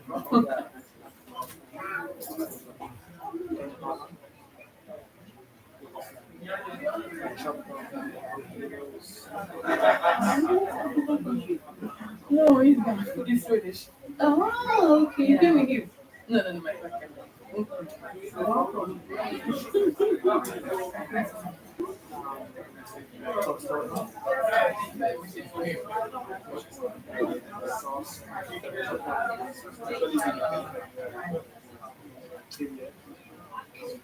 I not like I can eat it alone. It's just I don't know what. Okay, like in Oslo, the bomb has completely covered the system. It's terrible.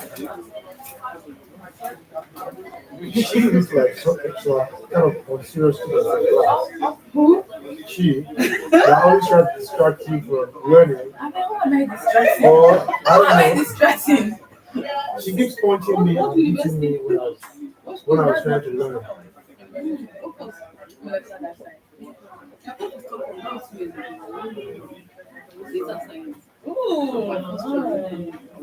So what is it? That gives me information. I have to defer the admission because of at least I didn't know what I was doing. Wait, everything here counts as something. I tried it. I was like, okay, let's do this. The only same thing is so you can eat all of this and you know. What are you talking about? It's perfect, but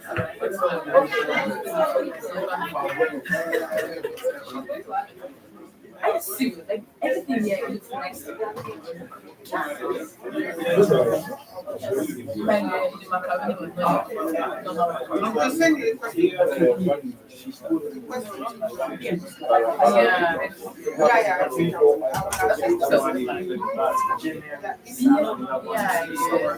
And then it has like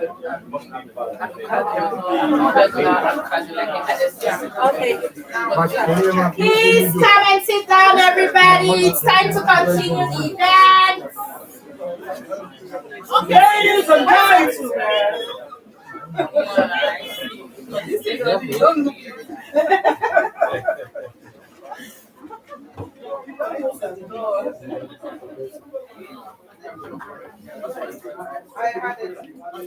Ladies and gentlemen, come back to your seat because we have to continue this event now. Thank you.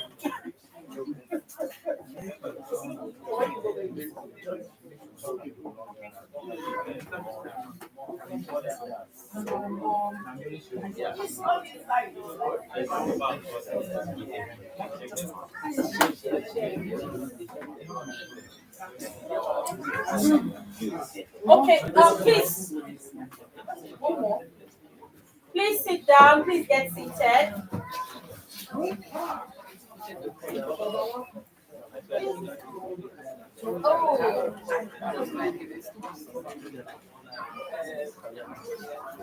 Okay,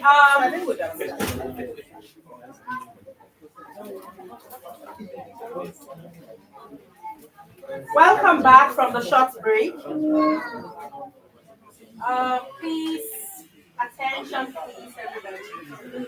I was just informed that some persons have not registered their presence here. If you know you've not marked the attendance list, please take a moment and go back to that man in white and register your presence.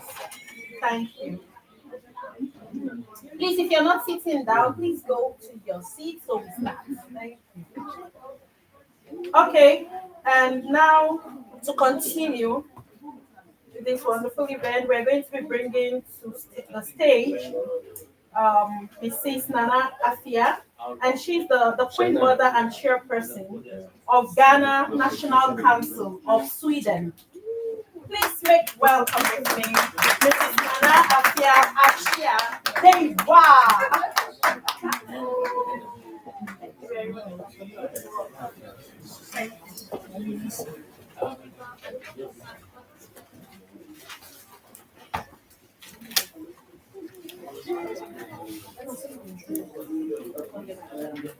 Hello and good afternoon, everybody. I hope we are all doing well.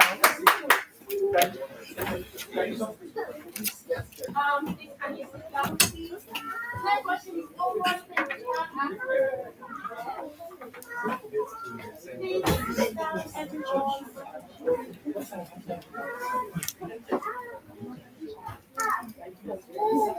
How are we all doing? Good, thank you. Good. Thank you so much for having me, and thank you so much, Sister Mercy, for such an initiative. I think we need more of this to help our people and our communities here. It's not easy for someone to put things like this together, especially this part of the world where we find ourselves when we don't have time for anything. For somebody to sit down and think about a brother or a sister, I think is very commendable. So well done. We are grateful for this initiative. My name is Nana Efie Chanadewa. I'm the chairperson for Ghana National Council of Sweden. And Ghana National Council, because of where I'm standing, is quite, yeah. Ghana National Council of Sweden is an umbrella association of the registered Ghanaian associations in Sweden. I am also the Queen Mother for the Ashantis in Sweden, in the Ashanti Kingdom. I am a civil servant and I work in a ground school from first grade to the 9th grade. That is what I do. Aside that, I have NGO, and I also have a company called Venus Hospitality and Life Changes. So we are just going to talk about how we navigate the Swedish culture as new students in Sweden. I don't have so much to say because the first speaker actually said everything that I have. So I'll just go through with you briefly, and then we continue. So the first thing is a language, which is already spoken about. And as we know, Swedish is an official language. It could be that all of us in the room might not be students who are coming to study and go back to Africa. Some might want to stay, or some might not be even students here, but people who are coming newly to stay and live in Sweden. So it's very important to learn the language if the time is there, because the official community is Swedish language, even though most of the people in Sweden speaks English.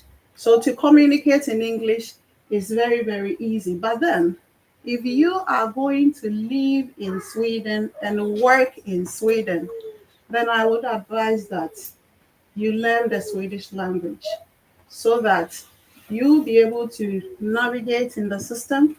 And also, if you don't find yourself in an English-speaking company whereby Swedish is not necessary, maybe an international organization or something, then of course you don't really need to put so much time on the language. But again, you might still need it because the system is Swedish. And therefore, even if not at your work side, you might need Swedish language in another area. So that should be a priority if you are in Sweden. Then we have the Swedish culture. I mean, it was really good when my brother said that we need to respect the Swedish culture. We don't have African time in Sweden.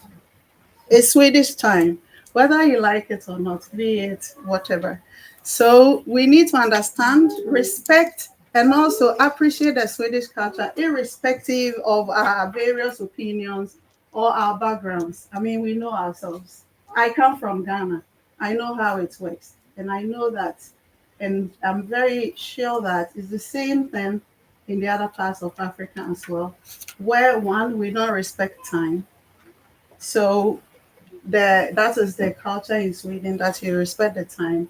It feels like I'm just repeating what he just said. So that is another one. Then we have association. You need to associate yourself with a community where you are, irrespective irrespective of being a student or living in Sweden. How do I mean? You need to identify your areas of social interest and also interact with the local groups in your community. How do I mean? It's very easy to get bored in Sweden, believe you me. I think all of us can attest to it. Everybody has coiled in his or her own so it's quite easy to get bored. Sometimes you don't even get anybody to talk to. Sometimes somebody, you sit in the same class with a person, you go out for lunch, you meet the person on the road, you say hi, the person just passes you. Or the best the person can do, you say hi, hey, hey, and then the person goes away. How can you combat this so that you don't get bored? You need to identify and interact with the community. Everybody has hobbies. Some of us, we were choristers in our country before we came here. Some of us, we were footballers, not, elite footballers, but, as a hobby before we came here. So identify your area of social interest and interact with the local groups in your communities. Example, if you used to be in the singing band, choir, whatever, football, whatever, try in your community to interact with them, engage them, be part of them. We normally go to church or mosque. So when you go there, try to identify these people. Okay, these are the choir group, the singing band group, whatever. Try and get close to them, enroll yourself, be part of it, just to ease some tension and kill boredom, so that you will have things to do. Not only that, you go to class, you come back, you are in your own, you, and yourself. And also, you don't even have anyone to talk to. But when you have these social activities and associations, I think it keeps you going and it keeps your mind healthy also. So that's a little I just want to share with you, that you try and be with them.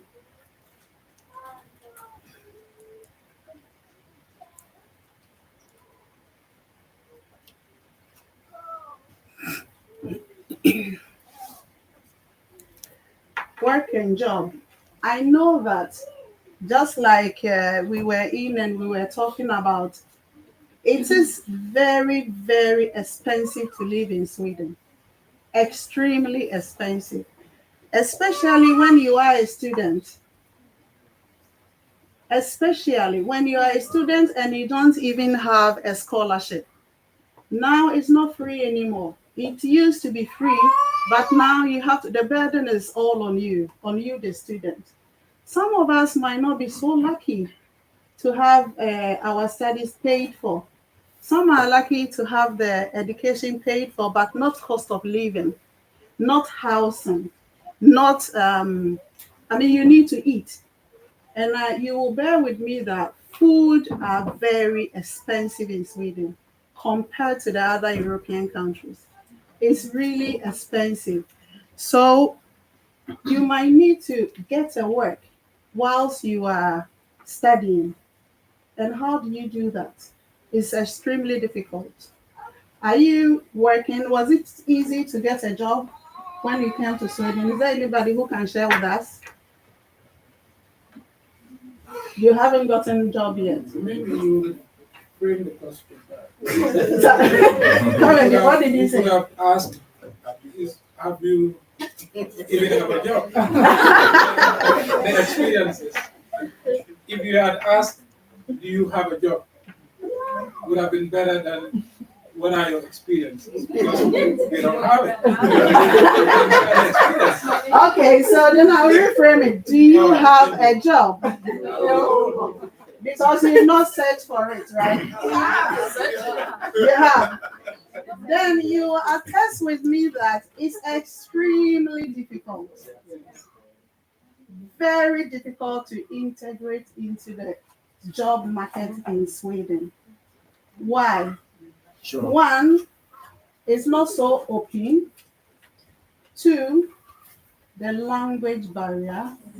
I've had an encounter where somebody came to me and said that I got a job in a hotel. I was going to do dishes.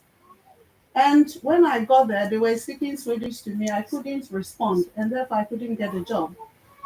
And that was so weird. So inside me, I said, okay, so now we talk to the plate and the cutlery also.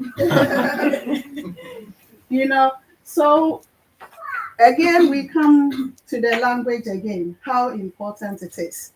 So to get a work, we have the arbetsförmedling, my brother. Yes, we have a whole lot of way to go to look for a job as a student. One is that we have our internet with us. We always have our phones or our laptops. Be inquisitive and use Google as your weapon. You can just Google for students works in Sweden, and you have a whole lot of links, and you try your luck. If you have been here, you are registered, you have your personal number. Yes, that's one. You are also registered in the system. And so therefore, we have this, the Swedish work. Arbetsförmedling, my brother helped me in English. Job center. Yeah, the Swedish job, yes, the Swedish job and employment center. It's not easy to sit in your room and look for a job. You need to work towards it. How do you do that? You go to the Swedish job and employment center. In Swedish, it's called Arbetsförmedlingen.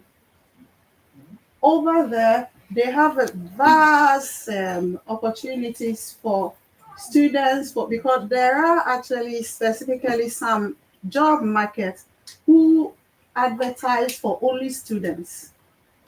Why? Because they want the expertise. They want the students to work part-time in these companies so that they groom them and they have job after the practice. And then also, some of them, they want people who live and work here. So that's one, you don't fall into that category because you are just coming, you are a student. Maybe if the job is a full-time 100% job, you should be in class and you cannot take that kind of job. But the jobs that are advertised specifically for students. Yes, please. Sorry, I just want to clarify or get it straight. Is it students with PR or international students? International students. because some of the companies, they need our expertise. At the same time, they are very close, not opened, armed to us. But you need to navigate your way through to get through to them, even though they need you. So that is how it works. And when you go to Harvest for Meddling, you register, not just going there to ask. Actually, the familiar does not, depends on the kind of permits you have. The familiar may not register international students that just came into the country. They may register you if you have what's the permits, the last one that you get, the study permit or The study permit, yeah. or the post-study permit. Is that what you call Yes. it? They may register you, Mm. but in most cases, actually, fresh students that just came into the country, they may not register. Because, I understand, it changes. Yes. And if you are a fresh student, let's say this year the new students came in August, I don't think you will go looking for a job already now. So this one actually is to, those who have been here, the students and all that. Because if you just get here and you start looking for a job and you get into the system, it means it's not school that you are here for. Exactly. And you can also have a problem with that. So you need to be well integrated. Your school first. You are here before you start looking for a job. Not that you come here fresh student 3 months ago and then you start looking for a job. So that's it, just to clarify. Yes, my sister wanted to say something. Oh yes, I was going to say that if you have a link to the job for international students that you mentioned, maybe you can put it up something. Yes, I have some quite number of links that I will put it up on. Yes. Okay, so Sorry. It may not be the most convenient time to ask us, but then there is a need for clarity.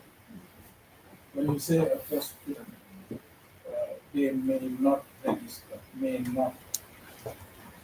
Would it mean when you go to them for registration it is rejected? Yes, yes. Yeah, because from experience, I'm a first student here, but myself and colleagues have registered with them. And They are also new. Yes. Mm. And they've been given appointments for calls with them, and it has been granted. Mm. So I don't know whether it is where they go to, what is the flexibility or whatever that is involved in it. But I've seen those colleagues registered with them. They've been given appointments and they've had their calls with them. And now some of them have made plans. Okay, so Yes, yes, one please. second. Again, the government updates its regulations every year. Yes. So what we had last time might not be the same as what we have today. So you just keep, as we say, searching, asking for what is the latest information. Just as immigration, the laws we had last year are completely different from what we have this year. So you keep changing. Yes. Yeah. So that was very good, and that was a very good answer. It keeps changing. As a continuum, it keeps changing. So you always have to update yourself with the information. Like my brother said, it is your responsibility. The information is out there, but it is your responsibility to search and fish the information that you need. Normally, when you enroll there, for example, not only for the work, they also organize courses, yeah, to educate the people who are searching for jobs as well. So it's really good to register with them. That is, if you are lucky, based on your background, to be able to register is very important. It's very vital to get enrolled and study SFE, Swedish for immigrants. It's very important. And that one, because you are here, as soon as you get registered and get your personal numbers. Without the personal numbers, unfortunately, you cannot do anything in Sweden. You might have 5 years permit, it could be work permit, it could be study permit, it could be whatever. It's okay, it's allowed for you to live in Sweden, but without a personal number, you cannot do anything. You are as good as somebody who doesn't have papers, but in an upgraded way in your case. So you always have to make sure that when you get here, you have your, I think now immigration is a card, right? The permit is a card. Okay, so as soon as you get a card, the next move is to go to Skatteverket. Your information is already there because these government organizations are interlinked.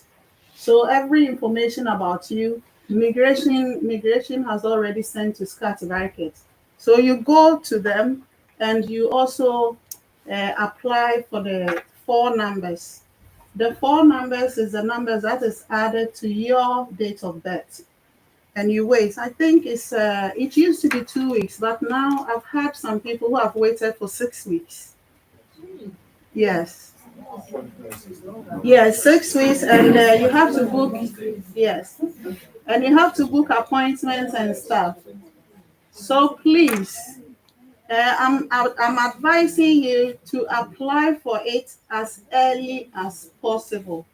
You might come to Sweden, you've gotten your immigration card, all right, but without your personal numbers, you are extremely limited. And some people actually mistake the immigration card for the ID card.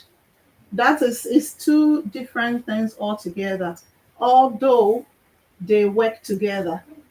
What the immigration card can allow you to do, the ID card will not allow you do it. And what you can do with the ID card, you cannot do with the immigration card. Yeah, I think so. It's okay. You cannot do with the immigration card. So try and you apply for the card as well. My computer died, but it's okay. Oh, do you need a charger? If somebody has it, otherwise it's okay. Yes, so that is also another information that I want to get through to you. And apart from that, you need, maybe you are here, housing for students. I know that you do pre-arrange it before you get here, right?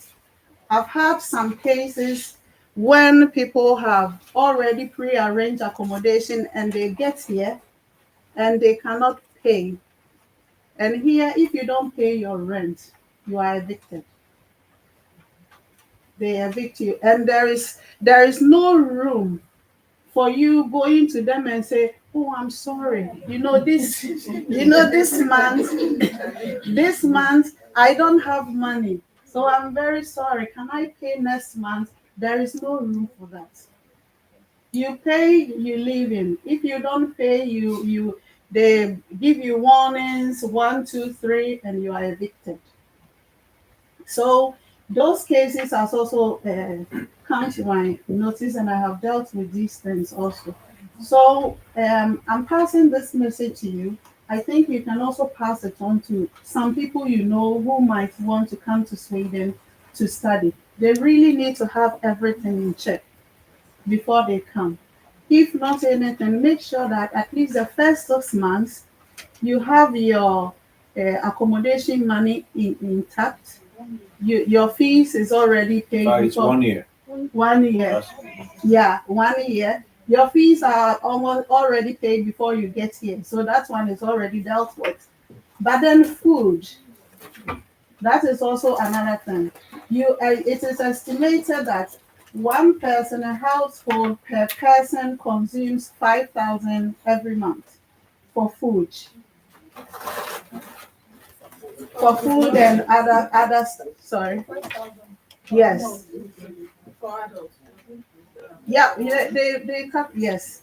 So you roughly But when you are a student, maybe you might not eat like somebody who is working in in Ghana. We have Gary. Do you know Gary? Okay.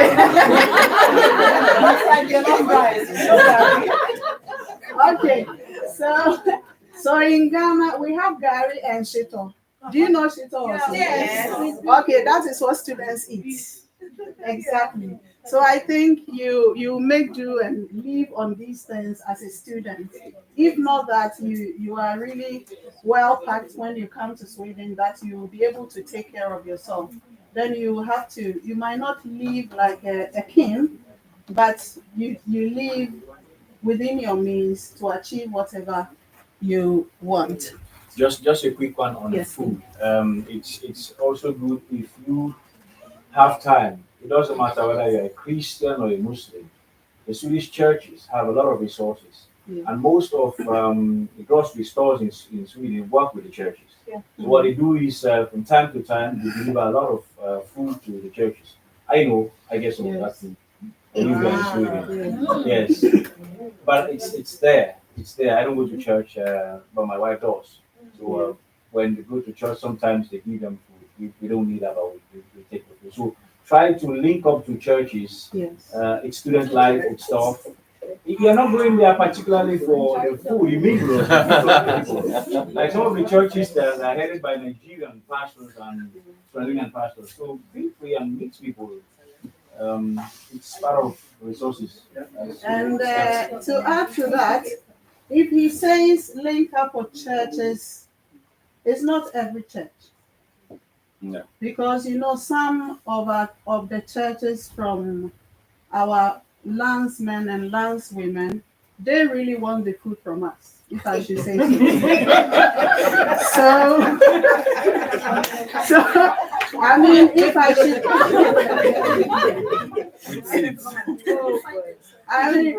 if I should be honest. Hello.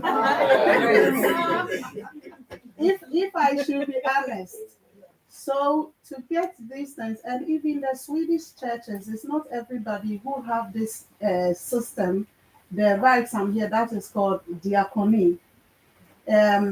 We have a church like St. Peter's. It's a big church here in Stockholm City. They do that every Saturday. They feed people. They feed people with sandwiches and everything. And I know that Ecumenia Church, they also do those things. For them, they don't only feed them with smorgasbord or sandwiches. They also have packages, like maybe a whole bag of food. It can be fruit, it can be whatever. So after you've eaten with them, you pick your bag and then you go. And actually, to survive, okay, yeah, so you also pick that and you go. So to survive in Sweden, how do you do that? We are on the food issue. Every food shop here, when the thing, like if it's apple or tomatoes or whatever, if it's about maybe 3 days to expire, they normally reduce the price to half price. So these are some of the things that you can also utilize so that you'll be able to live peacefully and happily also in Sweden. I will mention some of the links, or you can write it down because I cannot show you. Job Tory. Job Tory is Job Toriet.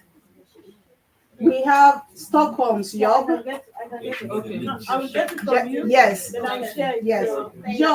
Job Tory, Stockholm's Job, Lysa, arbetsförmedling. Yes. And all that. Yes, exactly. And in conclusion, my brothers and sisters, I will urge us all here in this room to associate ourselves with our local unions. I have had people, I've met people, I'm talking from Ghanaian perspective. Some people even say that, as for me, I don't go close to Ghanaians. So me, I don't associate myself with them. But these are the people, when there is a problem, will cry for Ghanaians to assist. So we are here. We don't have our mothers and our brothers and our sisters and our everything here. Who are we? We are our own brothers and sisters, and we are our own keepers. So please, let's come together as one people, one family who are here to make ends meet. Not fighting with each other or anything. But please remember, be part of the local unions. There are a whole lot of, maybe there is Ghana Union, Nigeria, there is Igbo Union, there is whatever, there is Ghana Union, there is, I mean, you can be wherever so that you know what is going on. You know where to run to. You know who to talk to when you need. It's not that you are going to be there and, I mean, everything, you save everything about your home or whatever. No. But like a saying goes in my language, Yedi Yehujija, in my Ashanti language. What does it mean? It means that, now I'm stuck.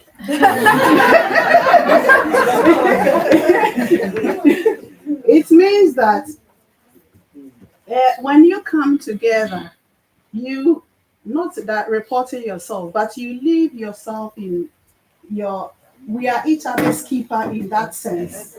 Yeah, literally, in that sense. So please and please and please, I'm begging you, you are new here or you might be old here, whatever. If you are not part of any union, the unions don't bite, they love. So try and be part of one union or whichever union that you want. Thank you so much.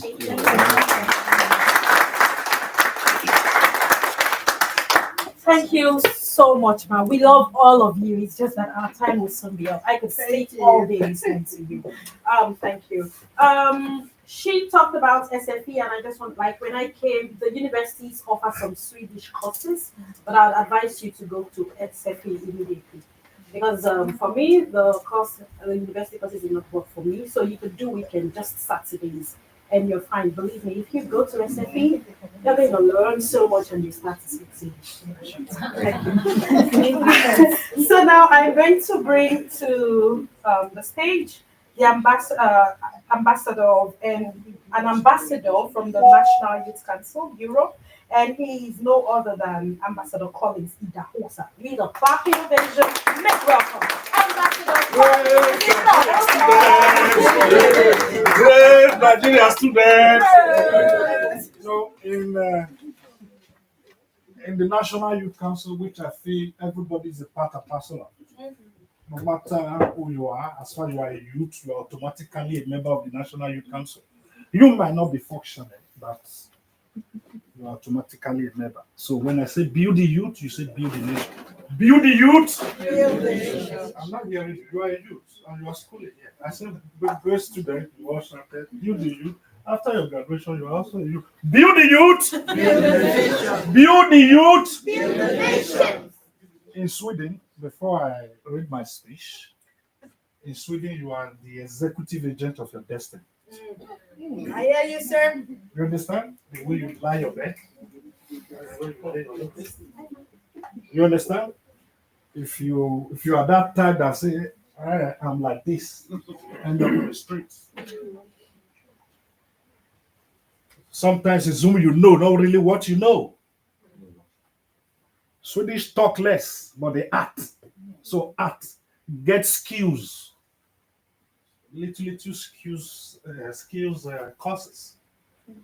While doing your practical, you might be endorsed in the process. So my good brothers, nobody did that for you. You are your own. So please, it's just a quick one speech because youths are here. So Don't mind me because of the lights. I just have to. Firstly, I want to appreciate the organizer of this program for their laudable initiative and foresight in bringing Nigerians in Sweden together, which we know that give everyone of us the golden opportunity to associate and know ourselves better. I also want to congratulate you all for your success journey and migration from Nigeria to Sweden, which may not be so interesting in one way or the other, but thank God you made it true. You all have your reasons of migrating, which may not be or connected to having a better life and securing a brighter future for your children and loved ones. But for you to achieve your purpose there in Sweden or any country in Europe, it is important that you understand the country's culture and the policies of government at all levels and strictly in order for you to be successful and achieve your dreams. I strongly believe that Nigerians youths are not lazy but are ambitious, authentic, energetic, and promising Nigerian youths. Time, memory are notable to be change agents and drivers of social transformation. I implore you not to be distracted with the pleasure in the land or engage in negative voice that will bring shame to you, fellow Nigerians. Here is Europe and your family back home. Rather, take your studies seriously and be that change agent in your world and in our country, Nigeria.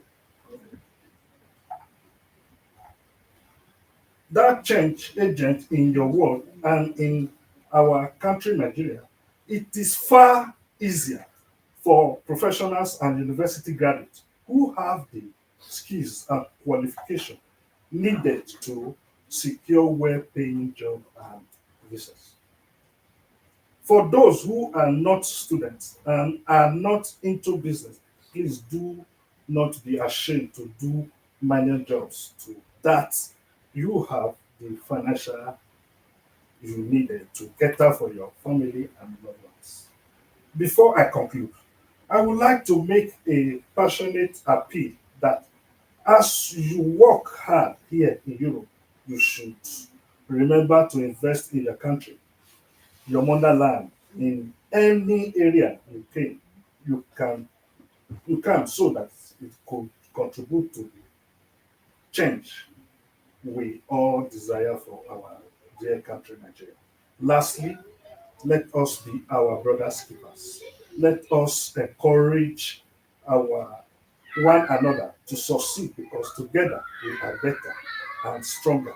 Thank you all. I am Ambassador Collins Osaze Ibusi, Governor, National Youth Council of Nigeria. Look, for your information, most of our elders fail us. No, don't laugh. Look at what the Chinese are doing today. Look at what the Indians are doing today. And a Chinese man coming here to school, know where he's going to work. An Indian man coming here to school, know where he's going to work. Their elder brothers end up giving them jobs. Because why? They came together to do something. I could remember, I came to this country 7 years ago. Two Indian men bought the house, we were living. After some time, they walked and bought another one. The other one migrated to the other. Now they have 2 houses. Nigerians, they are not like that. Disunity is our problem. Name, I want to be this, I want to be that. Disunity, that is our problem. That is why we just finished a symposium in Switzerland. All the youth, about 28 countries came together and youth. We came together without government support. We bought a share for them to start doing something in Switzerland. That is why I say we are the executive agent of our destiny. The earlier we realize our problem, then we want to solve it. 2 crowns, 3 crowns. If you start today with these people that is doing this thing, this organizer, tomorrow you have 2 crowns, pay it to the account. Make sure you have a focus, you have a dream. This is where you are going. I told them in Switzerland, I want to come back here and launch a youth house in Switzerland. From there, we can create a culture, a house, where our children born here will go and learn. Believe you me, even if you have PhD, a Swedish here or a European here that is a cleaner will be more respected than you if you don't make it possible. Today, the Chinese owns almost 80% of Volvo shares. So can you stop them for employing a Chinese man? No. So realize, just know why you are here. Together we can do it. Many might come, self-pride, and think, no.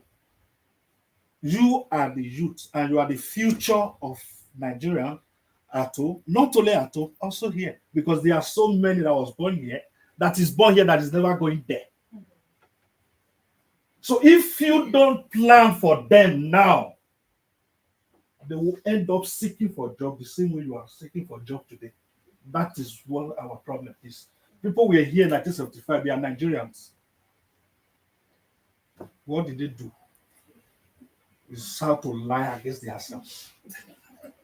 How to see this one growing, you want to bring it down. Today, President Tinubu is the president. And now somehow Onigbo want to bring the administration down. You are not doing Bola Ahmed Tinubu. You are suffering your unborn generation. Because he will stay his 8 years and 4 years and leave. What he actually wanted to implement today, if you cannot do it, is your problem. Then you are postponing the problem. So, my brother, now that you are together, I will advise you people come together. Let's do something. We can do it. It is possible. When I came 7 years ago, I even enjoy. I packed pants. In the street, it's 1 crown. I got my tickets. I bought a ticket from Nigeria. Now pant my ticket up. Just so you know, sorry. Pant is the Container in the street. So don't think about the other. No, I'm not saying pants, or I'm not saying the pants underwear. What I'm trying to tell you, Coca-Cola pants. Yeah. I got my land troop that in Nigeria. So don't think I move at home from 5 o'clock. I come back 8 o'clock. Then I get dressed, I go out because I was attending the SFA. Then before then I have 150. I pack 150. That is 15 euro. And places like Italy and the rest, that is what they receive a day. So if you know where you are coming from, you know where you are going. If you don't know where you are coming from, you definitely know where you are going. So brother, it is possible. Come together and do something. Thank you, brother.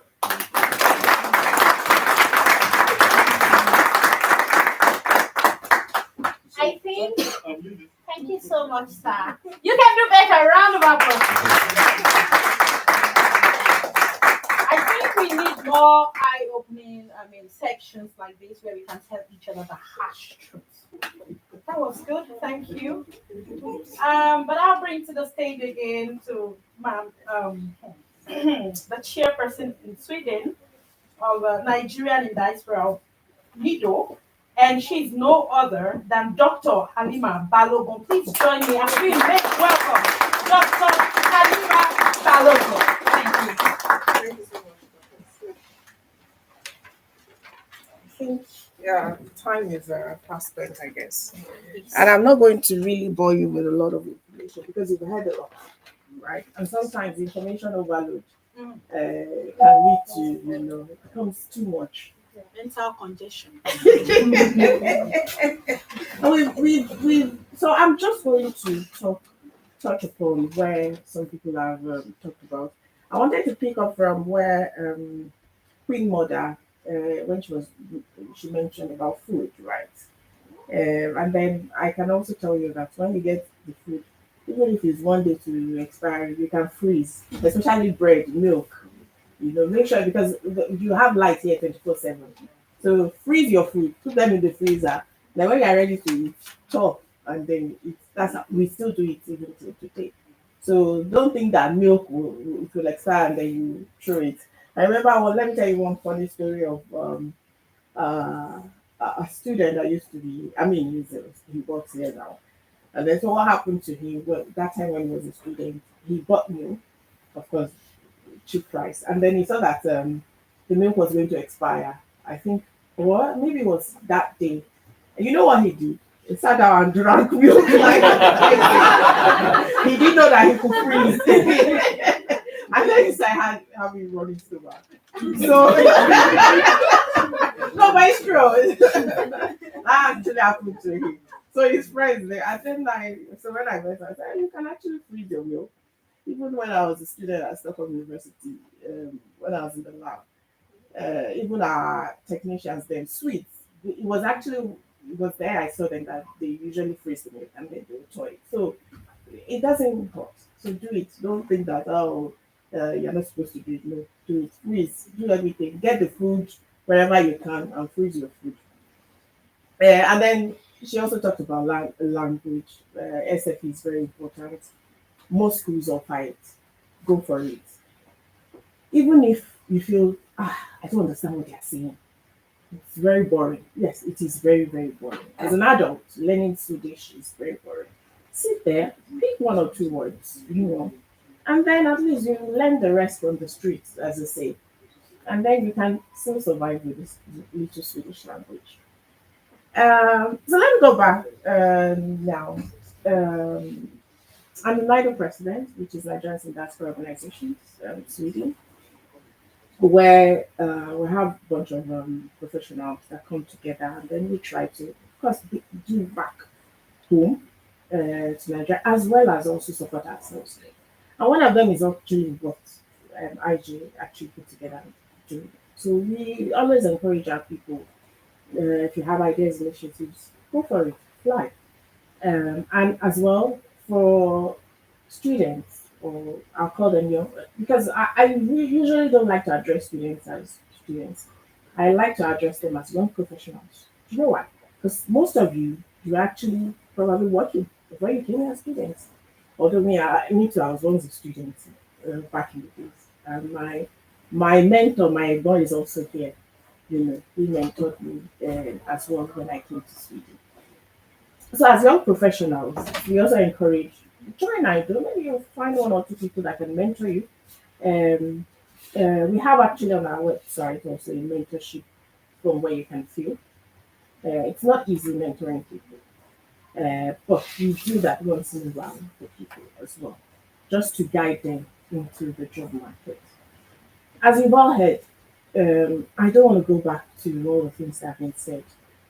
Sweden, as much as it looks easy, the system works. Everything, you go to Somalia or any government agency, it works. Sweden is tough. Last year, when we had this event, I said, you have to choose. Everywhere is tough.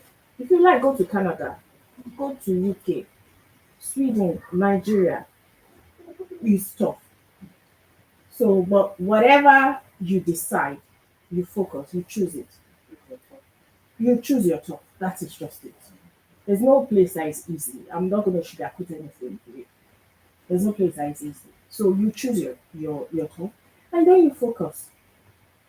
Right? If you decided that this is what I'm going to do, you go for it. Sweden is not for everyone.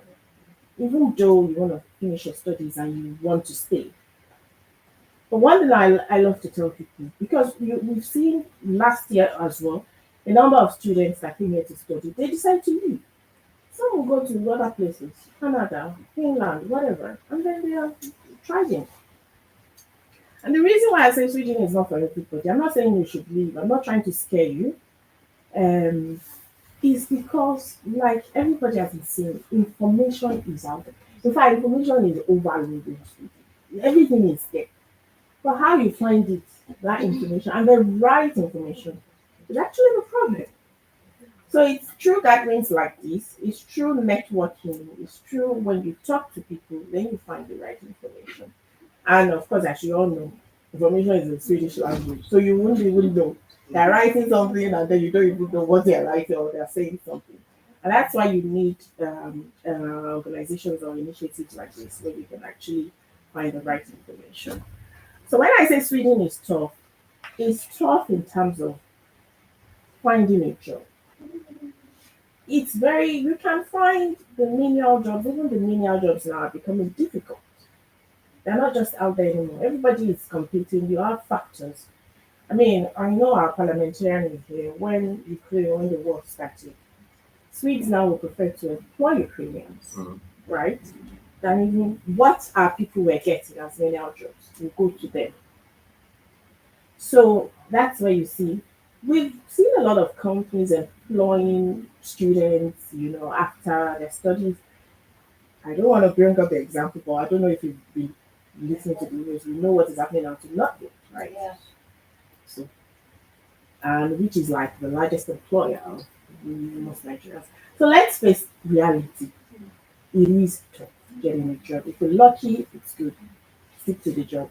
Now, getting a job in Sweden, as long as far as it can be a bit easy, it can be tough because you know why? The kind of skill set they're always looking for. No, you have it, but you do not know that you have it. Now I'll tell you why. The hard skills, fine. Whatever you have studied, it's fine. You have your masters, you have your PhD. Oh, you're an engineer, you're a banker. Those things. In Africa, in Nigeria, that's fine. I'm a banker, I have a PhD, or I'm an economist, it's fine. But that's not what they look at. They look at the soft skills, actually. And they look at what you can actually do with those hard skills that you have. You can't just say, oh, because I'm an accountant or a banker, blah, blah, blah, or I've done masters in this. No. What can you actually do? That's why when you go for interviews, those are the things they try to look for. They can ask you simple questions, like in terms of your soft skills. They can ask you, oh, have you been in a situation of conflict before? How did you handle it? As a Nigerian, the default setting is, no, no, no, conflict, no, I don't fight though. No, that's not what they're looking for. What they're looking for is there's no way conflict must definitely happen, right? Now, how you have handled it is what they actually look for. Because there's no way you can exist without. So there's no need to sugarcoat that. No, me, I don't fight though. Blah, blah, blah. No, you just try to explain. This was what I did. This was blah blah blah.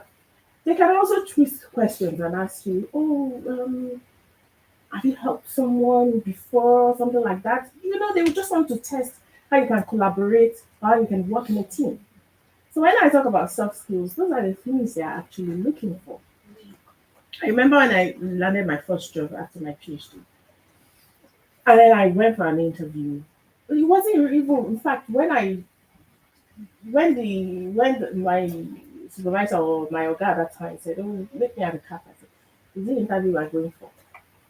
He knew what he was actually looking for. I was like, which kind of interview is this? When I was already ready, I've printed CV, everything. No, sometimes they don't even look at your CV. So it could be how you relate with people. And the first thing he asked me, have you helped someone before? Have you supported someone before? And the example I've given you, and that's why I said sometimes you have it. I've seen some of those things here. The example I gave was actually when I did something and helped someone. And it was a setting like this. It was informal. It wasn't related to job at all. And I gave that example, and that was it. And I've seen those skill sets. Like, I'm so impressed. Dorcas, because I met Dorcas also last year, right?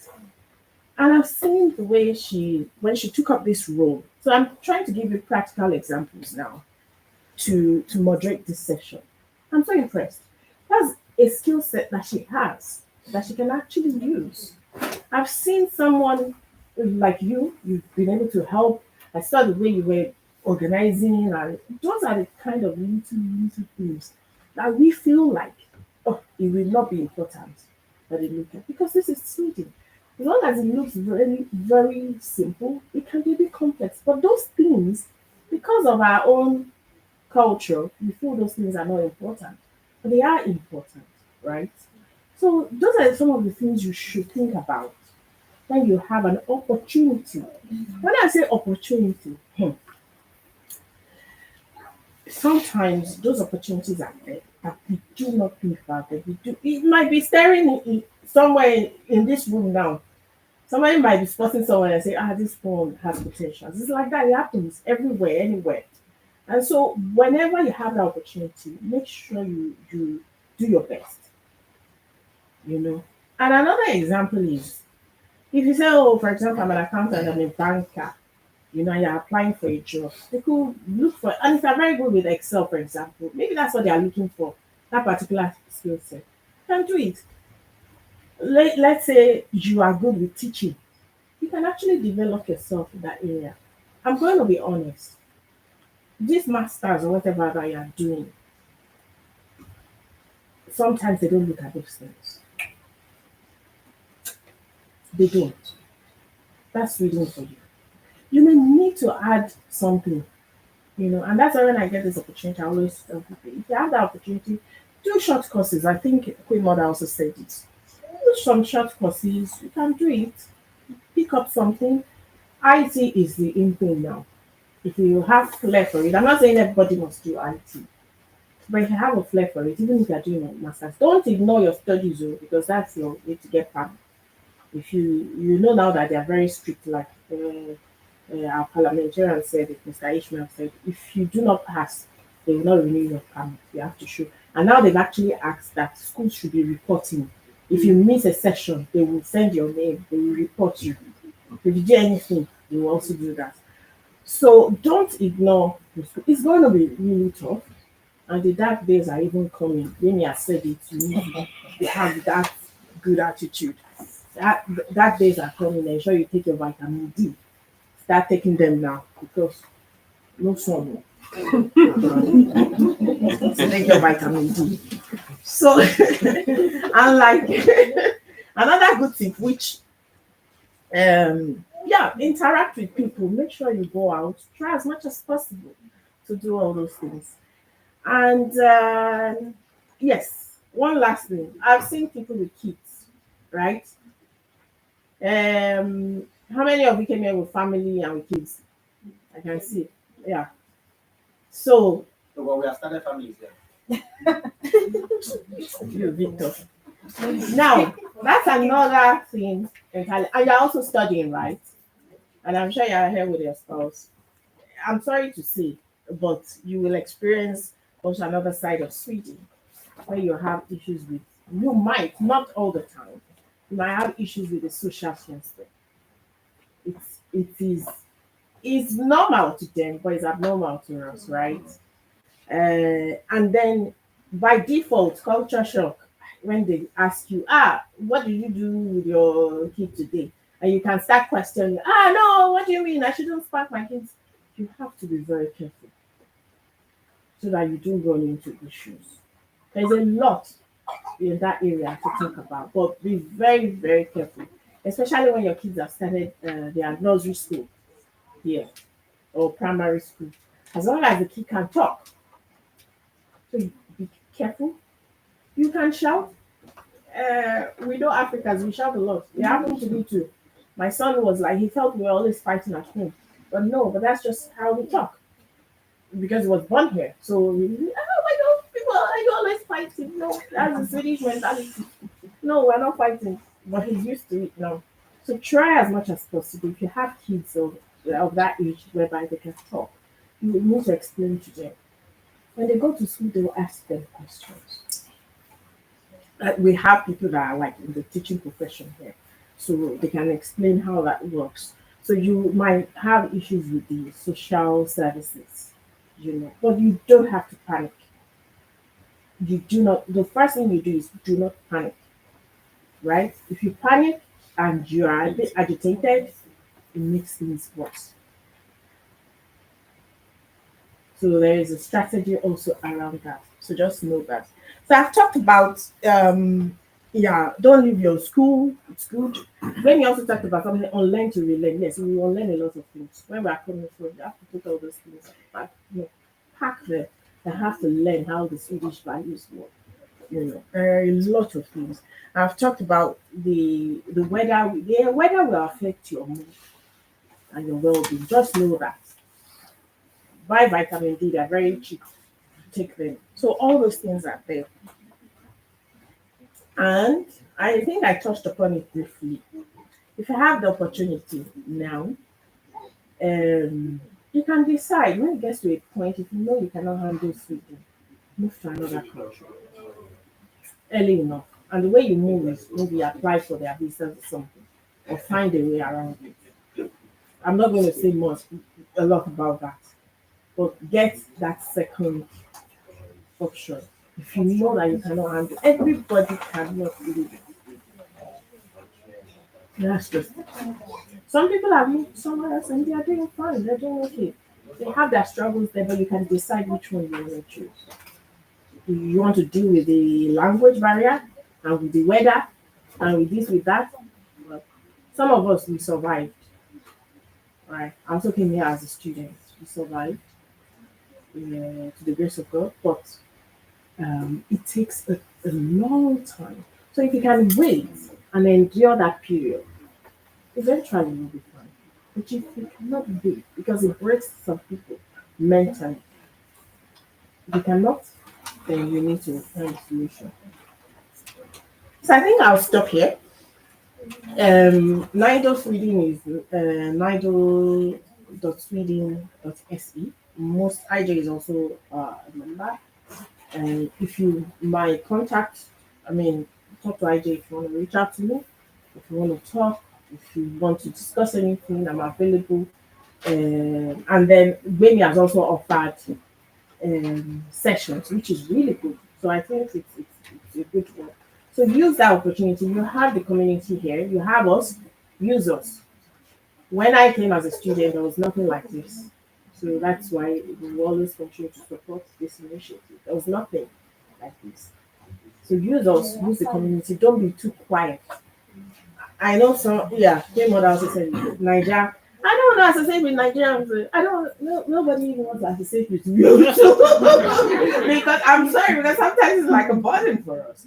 But it's good to reach out, talk. Talk. I want to hide information. And people are like that. But we've seen because of this initiative that we've been doing, we always encourage if you have more information. Because the thing is, rules change, like Ishmael said. Things change a lot in Sweden, and it changes really fast. What happened last year may not be the same. So sometimes we don't even know what's the new thing. Sometimes I always ask the students, okay, how do people apply now? How do you people because in those days it was different for us. So it changes. So if you have the information, share amongst yourselves, talk. Even if there is a job opportunity somewhere, I know something happened to one person one time. They got a job at a hotel. She introduced somebody. She wanted to get the job. When she went, she couldn't get it. It was the person she introduced that got the job. She felt sad. I said, don't worry. It's like that. But so even if you have opportunities, just share amongst yourself. It's better at least that somebody will get that and then the other person. I think I'll stop here. Like I said, it's been a lot of information overload. And I'll leave it all back to, and maybe later during the meeting we can ask questions and then I'll be ready to take your questions as well. Right. Thank you. A round of applause sounding. Ma, we are very grateful for those valuable words of yours, and we love you so much. Thank you very much. And now, I know that everyone is eating, but okay, I'm going to bring to you now our representative from the Yoruba Union, Mr. Adeola Aderomu. Please make welcome Mr. Adeola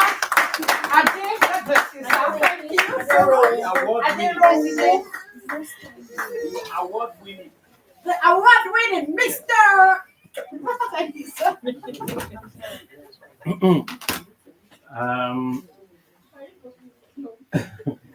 um, what's that?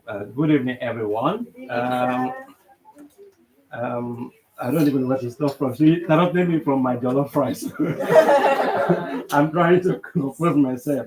I would like to thank Ijoma for this event. I don't know if there's anyone in this room who has who has attended all the four events. Have you? Yeah. So that makes two of us. I don't know if there's any other one. So I've always been here. You know, last year we went to Uppsala as well. And what I've noticed is that the event has become richer and the quality improves every year. So some of the information you'll be getting, the presentation and all of that, they have improved and the quality has really widened. So I'm really very thankful for that. Um, and I've listened to all the speakers today, and uh, I can attest to the fact that almost all the areas or all the stuff that you need to be aware of if you just arrived in Sweden. I think they've touched on all of the corners of this aspect of living in Sweden: the language, the culture, getting work opportunities, and all that. But one thing I'm very certain about when it comes to this kind of presentations, like for me, I'm always very careful to watch what I say because eventually there is no one template that fits all. What works for one person might not work for the other person. And our stories will always be different, especially uh, if we think about how long time you've been in Sweden, 5 years, 10 years, 15 years, 20 years, the stories will always be different. And my story will not be your story, but you can, always listen to different stories and then make the best, composition from all of these stories and stuff that you do here. Um, there are a lot of keys to succeeding in Sweden. I don't have any presentation or anything I prepared, but I know that of all these keys and ideas, there are some things that are just common denominators. Okay, yeah, I'm a math teacher, so you can hear that. So the thing is, patience is a key word if you're going to live in Sweden. That's just it. You can't hurry things up. The system is programmed, like our parliamentarian said, honorable parliamentarian. It's a program system. It works in a certain ways, and you just have to fit in and make and utilize all the opportunities that comes your way. So a lot of things, uh, you know, hard work, patience, and all that. Then you always wait for those right moments. And when those moments come, don't waste them because they might not come back again. Especially moment of making choices about job opportunities, where to live in Sweden. You don't have to say you want to live in Stockholm. Presently, I live a little bit outside of Stockholm. I might decide tomorrow I want to come back to Stockholm. So give yourself those chances, opportunities to explore, and look around and see where you best fit. Another factor apart from being patient is that please don't neglect the option of learning how to speak Swedish. Because even if you work in an English speaking environment, you live in Stockholm, everybody speaks English, try to pick up the language because it might be a life-changing factor for you. Personally, I think it's a factor that improved my own career in Sweden. I worked in the beginning at English speaking schools, the international English school, this English speaking. One day I just said to myself, look, I need to break off from this. And I did that like maybe 10 years ago. And what you see is that you open up a lot of doors when you now say, okay, I'm going to explore more about the Swedish language and the Swedish environment. So don't restrict yourself to like English speaking jobs or English speaking environment. Try to explore as much as possible. And nobody has ever promised you that it was going to be easy, when you start living in Sweden. So that's one thing about people coming and say, oh, I don't have a job, I don't have this. I mean, the road is going to be rough. It's just the reality of life. So I don't want to bore you more. You've had a lot of stories, but we'll be here. I'll be around. If you have questions, I'm happy to take them along with my sisters, my brothers, and all the people that have been around for a long time. I can see my sister from Uppsala. I remember you from Uppsala because you were there when we launched the Yoruba in Uppsala, So feel free to raise your questions. I'm sure that session is coming. And if there's anyone I could answer, I would definitely. Now you're going to take my picture. Don't do it. So feel free with the questions, and those of us who can, and nobody will be able to answer all the questions, but I think we can. We always share the questions, and then we try to, try to support one another. All right. So I'll be sitting back now. Thank you very much for listening to me, and I wish you a good time in Sweden. Round of applause for Sir. Sir, we're so grateful. You can do better. What is happening here now? What is happening? Oh, thank you. I want to thank everyone who has addressed us today. If we were to pay for this, we would never be able to pay for this. I mean, I'm not a fresher, but I feel encouraged. I just feel like, okay, it's time to refire. Because trust me, that days will come that you doubt everything. Why did I come here in the first place? What am I doing?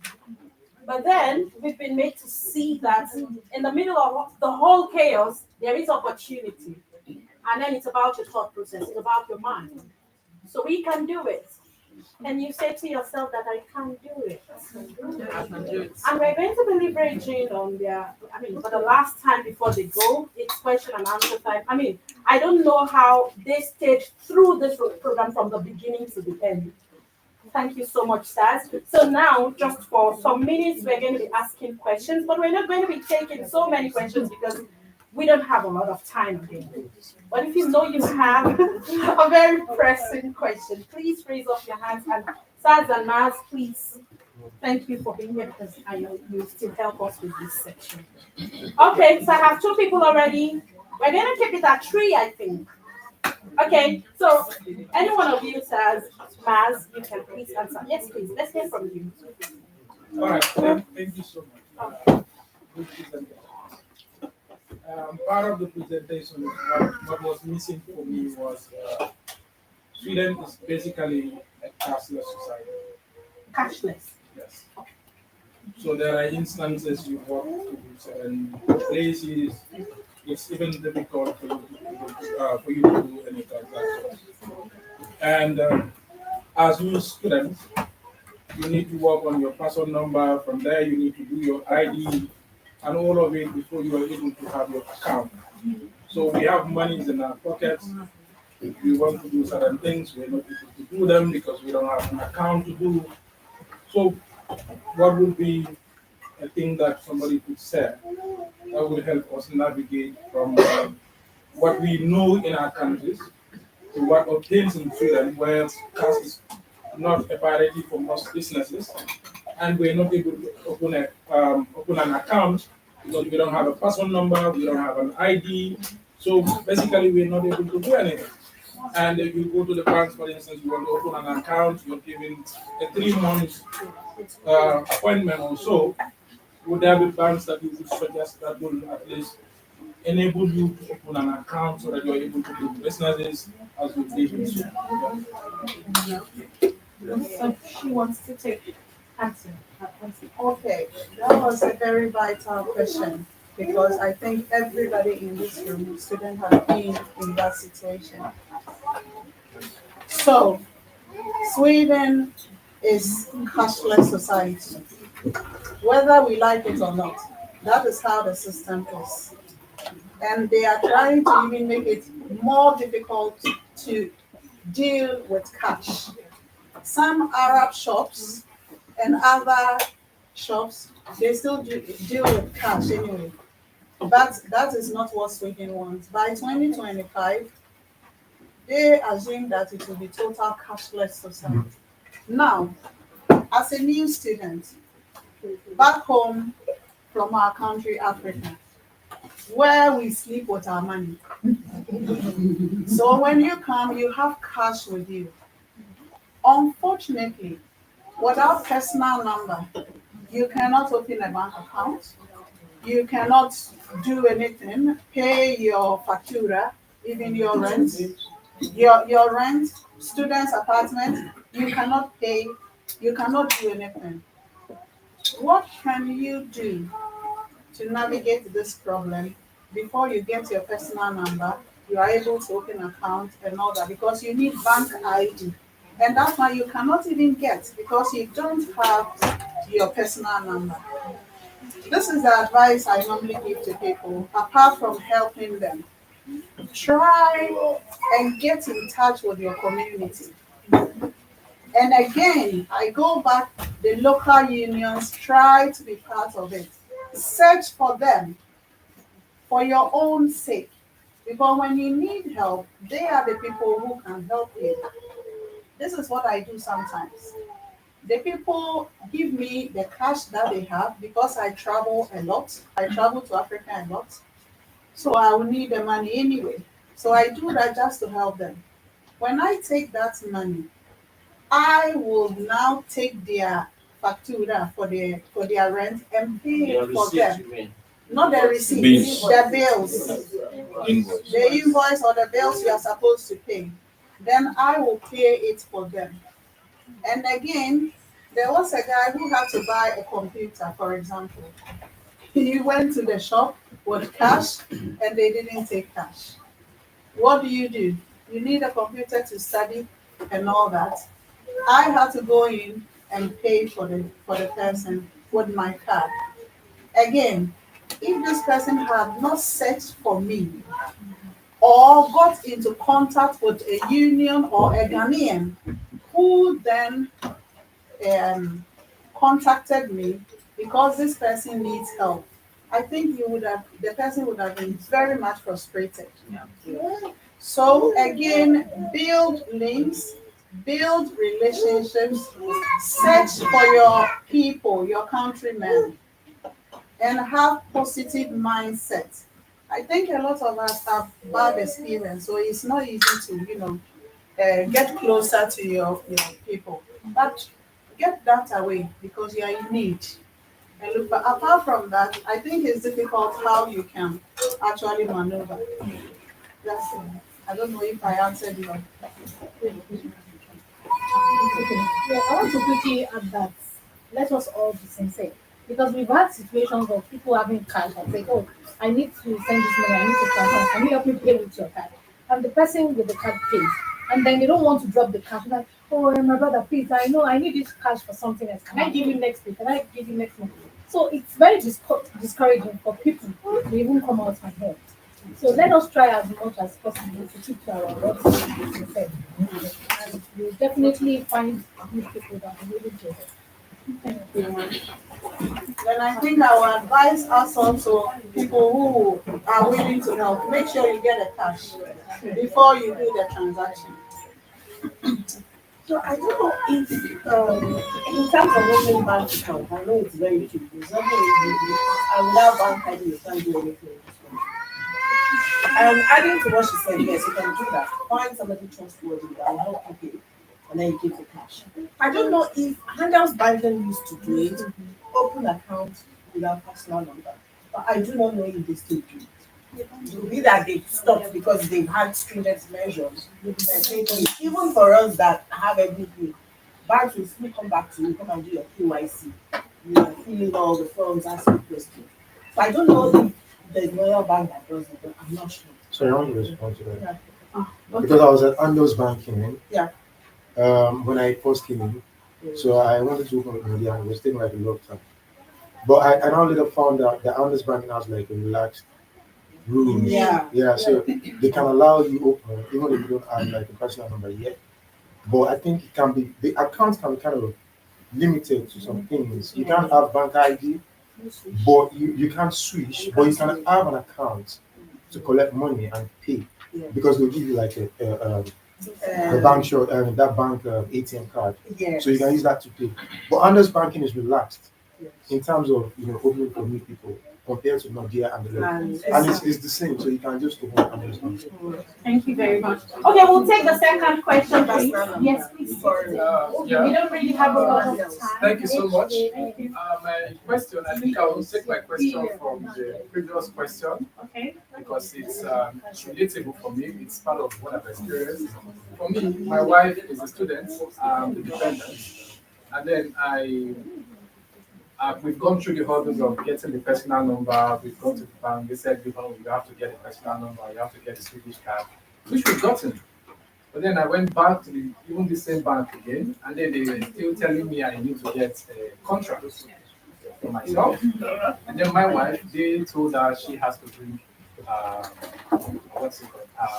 Students, notification of admission letter, which is so hopefully my wife will get. For me, I can't because I don't have a job yet. So that's taking me to my next question.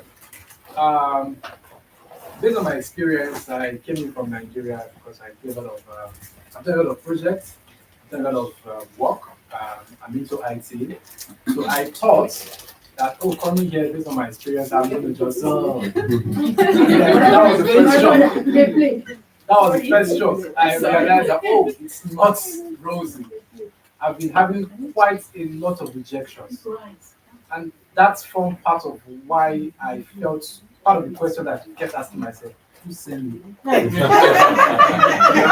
understand, because it's looking like I left. I have a whole lot of experience. I know I don't pitch a lot when it comes to my field. You understand? I have this vast level of experience, and then I got here, and then they'd be like, "Who sent me message? Why did I come here?" The more I put out application, the more I get rejected, and then I'm at a crossroad right now. So and then there's a whole lot. I came with some cash, and then this banking issue, these restrictions. So I'm just really don't know what else. Because right now, even to get the mania jobs now, which I'm still looking forward to. I will still need connection again. Like I still need to talk to. So I don't know. I don't know who to direct the question to, but really this is my experience. I don't think there's a specific answer to that question. But what I can suggest is, when you send the applications, do you know people in those companies, or you just do random? I went to LinkedIn. Okay, random is fine, but you still need to have connections on ground. There are so many Nigerians that work in banks in this country, so you need to talk to them. Some of them are IT specialists, not like they work at the counter. They are into the IT shop. You don't see them when you come in. They are behind. So you need to find those people. I can give you one connection at least, one. Okay. So you need to talk, or two actually. I can give you two of those connections. You need to talk to those people who are in there to know how. Yes, I'll give you two links. Realistically, how many Nigerians or how many Africans do I find in this? You understand? Yeah, you still have to keep trying, but still don't neglect the power of links and connections. It's not like this people I'm going to tell you are going to help you. Like, you have a job here, but they might give you an insight into how they got there. And that will help you. So also have to, I think that is where the role of, the role of this associating yourself with different comes. Like we have APA, African Professional APA, not only from Indians, Africans, people in different fields, IT and whatnot, they do mentorship. So when you attend their training, their seminars, you talk to them. That is why people will know that, I'm looking for a job, this is my field, this is what I do. They can say, hey, let's link up. I can help you with this, I can help you. Even small courses here and there that we can take, that will add up. Sometimes they just need you to call it complementary. They just need you to do one or two courses. You go to the bank, you have experience, you have the education, you have everything. You just need their own courses. They want you to take their own courses here and there. Then you use it to complete your application, and then you have it. So when you join maybe NIDO, they do mentorship.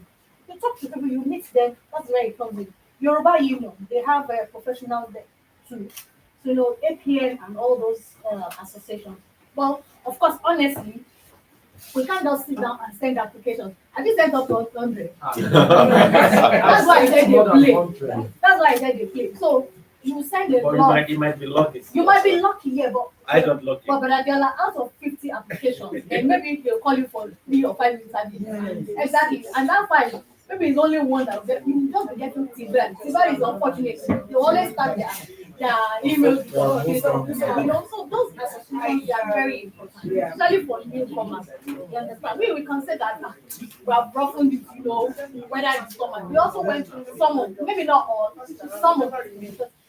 The criteria wasn't this difficult back then, but now I understand that it's really, really difficult. So please, that is where association comes in and talking, networking, So that's not what I want to Okay. So I mean, I can add to what Mr. Jola said and what Madam Susan just said. It's true. How does your CV look like? Have you worked in the bank? Well, which field am I? And then, so one thing, you mentioned the mind issue. Your mind is very independent. So you know that. So you are limited. Everything you need to do, even your family to do. That one is number one. So you let your wife do all the fronting and all the applications. Fine, yours will come. So your own aim is to get it there. How does the CV look like? Because I know you have wealth of knowledge, right, from what you've just said. So that's why when I was telling you that time, when it comes to even CVs, in CV, max 2 pages. 1 page is from max 2 pages. So if you send 5, let me tell you how it works. You send your applications, it goes through what is called application tracking system. It goes through 8 years. When it goes through 8 years, when the machine selects, you just send it to one side. It will not be forward. Fine, there's some biases to that, maybe name, but as long as your CV is true, that is good enough. As long as your cover letter maybe it doesn't keep. And how to apply for jobs in Sweden, that some tips and tricks. Like what Mr. Della said, you got lucky. I also got lucky. My second one. Sometimes you get lucky. It's just the way you phrase it without knowing anybody. But actually, 90% of the time, I'll say 85%,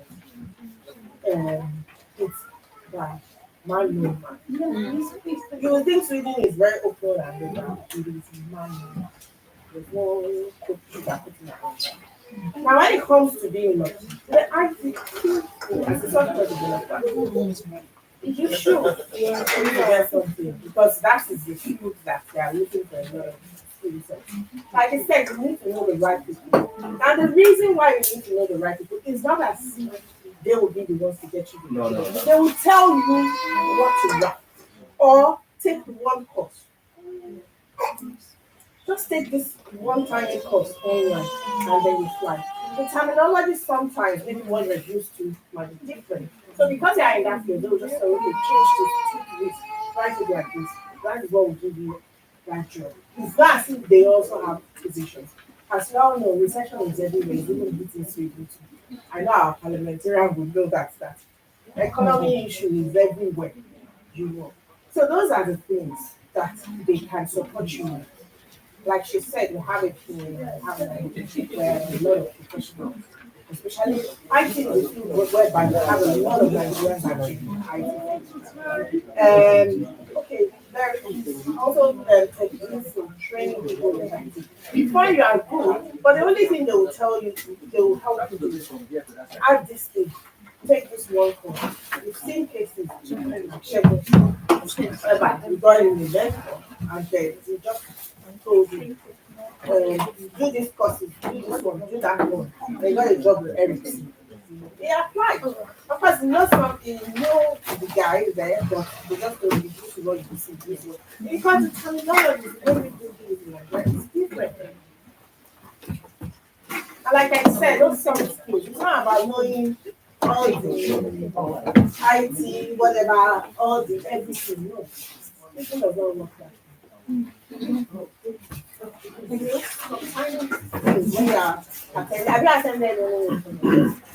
Yeah.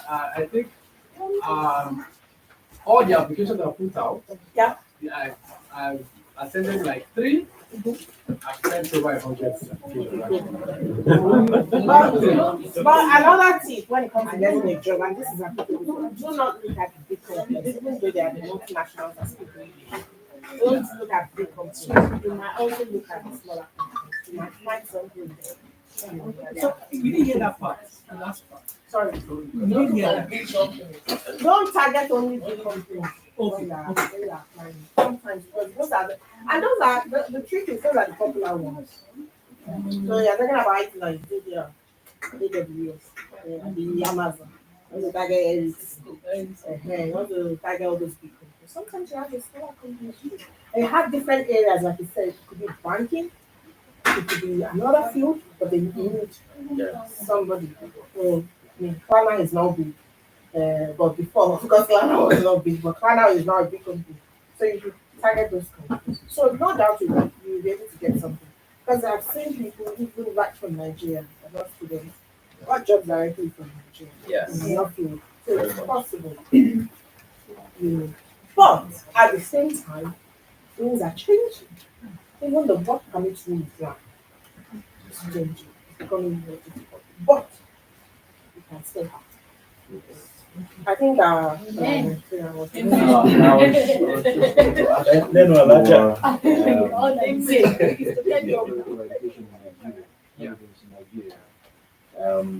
have to say, sadly enough, in Sweden, the job market wants you to embellish your CV with some kind of certificates, even if just one course. The thing is, your field is very much saturated. You have a lot of software development. Of course, you know your levels, you know. So if you have chance to get one certificate here in Sweden, you add it up to your CV with your experience to also help you. Like getting a degree? Maybe there's a call. Not a degree. It's 3 months. That you can do instead of sitting home. Anyways, if you have to do that, how many years of experience do you have in IT? I have about 8 years experience. Okay. I think I want to add little to that. I want to add little to what Honorable said. You see, the certificate that we have from our country when we come here, if you want to enter the job market, it needs to be translated or it needs to be validated for some time. So you have to send it to a place called Högskoleverket. Högskoleverket. They have a section where you will send your certificate to, and they will certify it that indeed is a BSc certificate or a master certificate or something. Sometimes a course that you think you have a first degree in, when they evaluate it, it might not be up to Swedish standard because Swedish universities, they deal with points, university points. So it could be that it's not up to that standard. In that case, you will need to top up, just like he said, with something. So you need to send it to Högskoleverket. And also, job application. Sweden has a standard or a way of writing the CVs together with personal cover letter. It's not that you are going to narrate your history from your mother's land to, it has to be standard, concise, simple, readable, very understandable. If you write 20 pages of application because you have vast experience, you want them to learn, they might put it somewhere because this country we don't have time. Yes, so all these things need to be thought of. Yeah, and avoid a lot of symbols in your CV.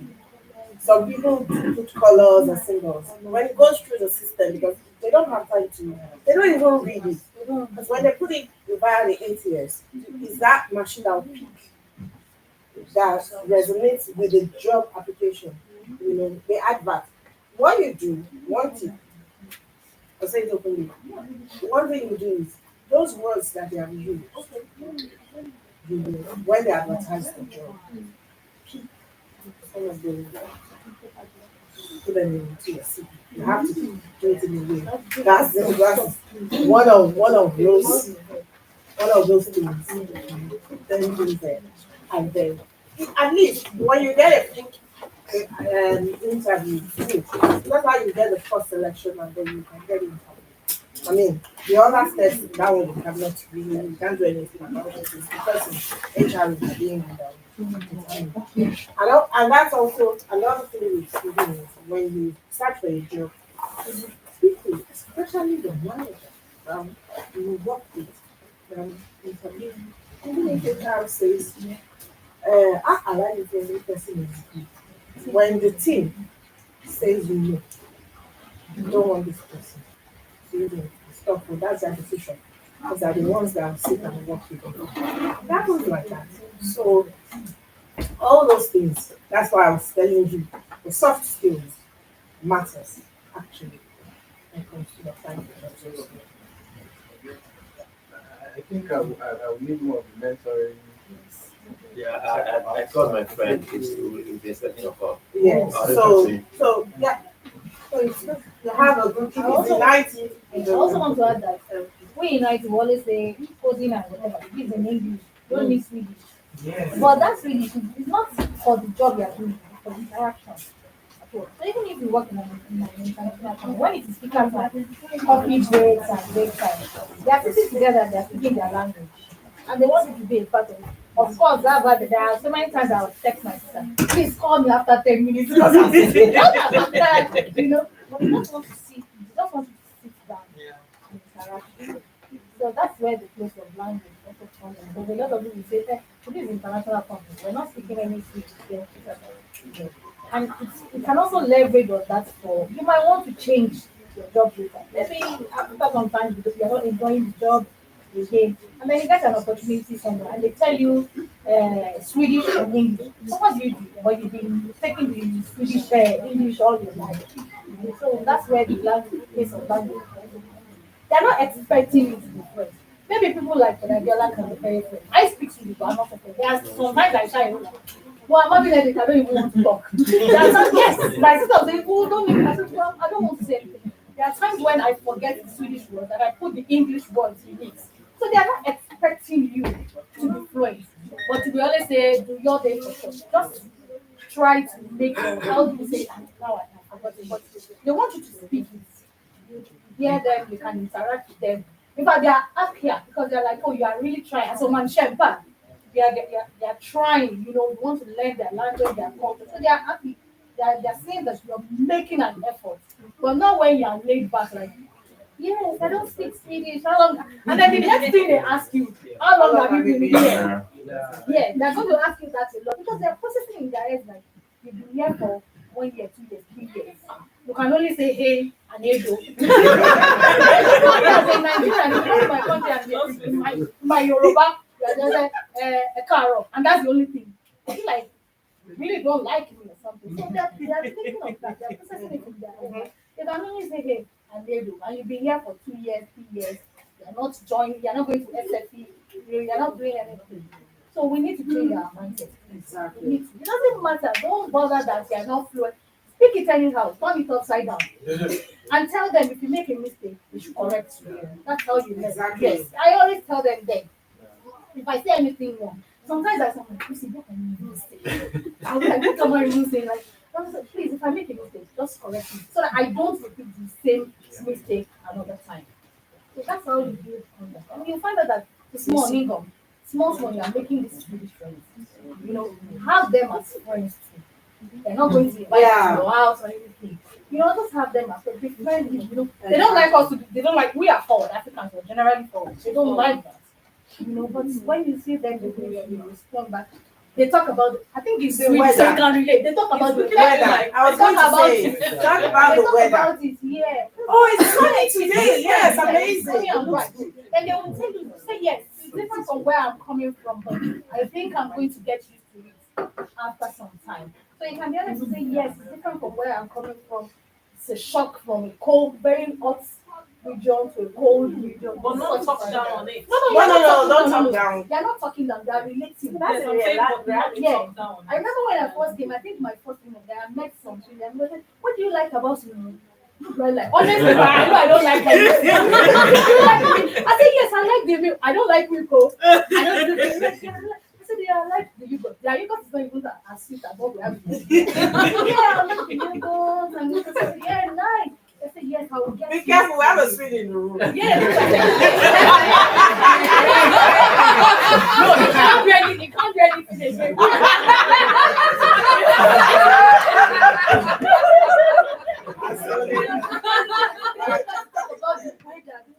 And they will tell you there's no bad weather. It's only bad dressing. Yeah. I hate this winter. And they're like, yeah, go back to your house. So they'll tell you to dress well, you know, that you get used to it. When it's winter time, they'll tell you, oh, you do this, you dress well. When it's summer time. So you always tell them that even when it's winter, it's very cold. I'm hopeful that the summer is going to come. Yes. Yeah. You are going to enjoy it. But you don't talk down on them. I'm like, okay. Just little things that we need to do. Yeah. Thank you. Thank you very much. I mean, I don't know if I were home, I would not have gained all those values. So please, there are so many persons who do not like to come out because they are like, they will recite the same thing every year. But if you were here last year, then you attest to the fact that this is not the same thing. It is new, like I feel refreshed, just so much. And I believe that by God's grace, this is going to continue to evolve with time. So please tell people who fail to come to these places that it's very important that they do. And one thing I have to talk about, like, no, I'm not talking about the networking thing about who you know. I was about to get into a problem, and it's one of these renowned persons here who came to me for me. And I cannot thank her enough. So it's very important that you join these unions. You don't know, you never know where your blessings come. So I want to thank all our representatives, everyone who gave one address or the other today. We want to thank you so much. We have derived so much value from your speeches, your teachings, and we pray that God blesses you real good. And that is where we draw the curtain today. Ma'am, do you have anything to say to the house before we close? A vote of thanks. Something short. After the vote of thanks, we'll do the pictures. I like this. Yes, pictures. Is there anybody thinking of making more babies? Next year. You can have this. This is so nice. Okay, so I want to say thank you to everybody. Next time, we are going to work with our times, so that everybody will get what they want and they will go home. But even at that, it's so wonderful to have everybody together. And then at least most of the new students, the newcomers in Sweden, they felt at home today. They have a place to go to. They have somebody to ask questions. And they also, you want to take me with this one? I need to resign from this baby making because I never recover from the one I did. So, like I was saying, so if you felt at home, you have somebody to talk to, you network, you meet people, you join some unions if you are able to.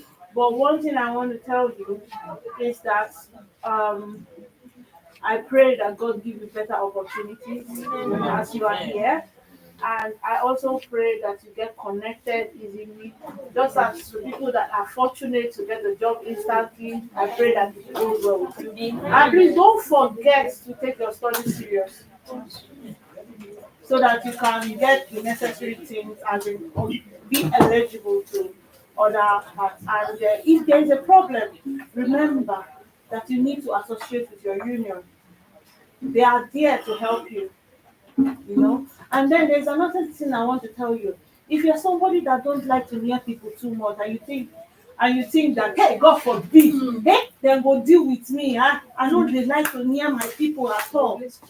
You should use your wiseness this way. You can join them be with them when they are doing their event, go to their event and look at them and laugh, and then join them online when they are doing their, just make sure they are able to see you, that you are there, you know. It doesn't necessarily mean for you to exchange words with anybody or anything, but you have to join them because it's important to help you as you stay here. And thank you so much for coming. I want to thank every other people that donated. We have people that donated. I want to thank them so much for their donation. I want to thank all the speakers for being so kind to us, because it's just a small call like this. We didn't even talk long, and we have all the speakers saying they want to actively love our people, and came to encourage you. So I really want to thank every one of you, ma, and sir, Mr. Ishmael. Thank you so much, and thank you for You know still there is no being sir in here. Sweden, right? I know. You're always telling me. You're always telling me that, but yes, so thank you so much for coming. And my name is Ijoma Cyclist, and Queen Mother. Wow, how do you pronounce? How do you say it in Ashanti? Nana. Because we need to know. We need to acknowledge the fact that we have a queen. Yes, so we need to acknowledge. So I hope people will listen to the Queen Mother too. Listen to the Queen. She's always wise. Just so that you can be wise as well. Yes. Thank you. Thank you so much. Okay.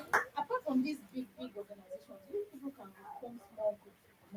I know young people that came here 2, 3, 4 years ago. They have their small groups where they organize groups. They don't even invite us. They classify us as so you can have your green parties and stuff like that. Yes, you understand. So apart from these big organizations, and you can have your small WhatsApp group, share ideas. They have their fun. So you don't have to wait for anybody to organize one big event and they invite you. Yes, and it's also voluntary work. It's very important. Mr. Victor does a lot of voluntary. I've seen it. People are having events. He comes with his camera. He will tell Nido, oh, let me come. Videography, photography. If you like it, you can contact him. Maybe he can mentor you, teach you. You can support him. We also, all this we are doing is voluntary work. Nobody is being paid for it. So you can also invest in that, voluntary work. And it's something that you can add to your CV or something. Right? Oh, I volunteered for so. I did this and this. Even if you look at it critically, you see these royals and these you see that they send their children out for voluntary work. See, they are going to Congo, Africa, to go and do voluntary work. They are going to South Africa here and there. Because it's important. Because they also want to know that, okay, are you only working for money, or are you doing something voluntary? So you can volunteer small here and there for associations or organizations. For events like this. So thank you, ma'am. Yes, in line with what she said. I don't know if everyone there is listening. Hello, beautiful ladies. Beautiful ladies, Chika, or what's her name? Please, can you listen? Can you guys listen? Yes, in line with what she said, there are also parties, events. The Ghana people do their events, the Sierra Leoneans do their events. All of them, all the African parties, I'm always there. If I'm not there, they might have contacted me, so I might have sent somebody there. So you can also come out. You don't know who you might meet. Some of you might meet your future partners. Don't be too serious all the time. Sometimes come out. And that's life. You are living here. This is where you are. You're not. Some people just are here, but all the time they're calling Nigeria or they're looking for exchange rate. Because I know most of the times you guys are always looking for exchange rate. What's happening? Keep calm. You are here. Be here. Even the Swedes want you to be present. Yes. They don't want you to be thinking about all the time back home. So you are leaving us soon. Okay, that means we shouldn't take you serious. They want somebody who's here with them, so they can be sure that in good and in bad times you are living here with them. Then you can be aware of things that are happening around. Yeah, maybe some of you are single. You mingle, and the future is very, hopeful. So that's just a little I want to say. Thank you so much. It's so sad to bring this event to an end, but this Active Love 2024 fourth edition. So if you feel led, please give us a closing prayer. Please signify by raising up your hand if you want to give us a closing prayer. A very short, powerful prayer. Yes, thank you. Oh my God. We started. Yes. We may stand for the honor of God. Let's pray now. This God, we thank you for your love. You have been with us. You have destined blessing to the unit. And this is it. God, we thank you for your goodness. In Jesus' name we pray. Amen. Amen. Thank you. See you next time. I'll miss you. It's just a closing thing. All of the new students who are here, it's time for you to come together. Can you form a WhatsApp group so that you connect with each other? And you're ready. Are you all on Active Love? Yeah. I think if you are not on Active Love, make sure you join. You have students union. Are you on the students union? Yeah, Nigerians, I think they have, or you don't have. So they have. I know the Ghanaians have to. You know, it's always good to be part of the students' union because they can always. Are they all on Active Love? Yes, I just joined today. Just joined today.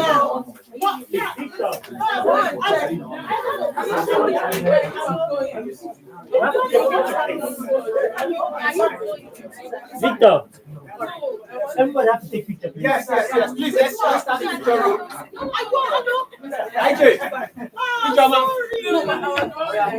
Yes, we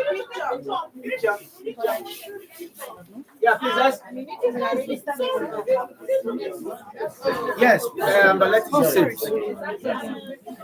And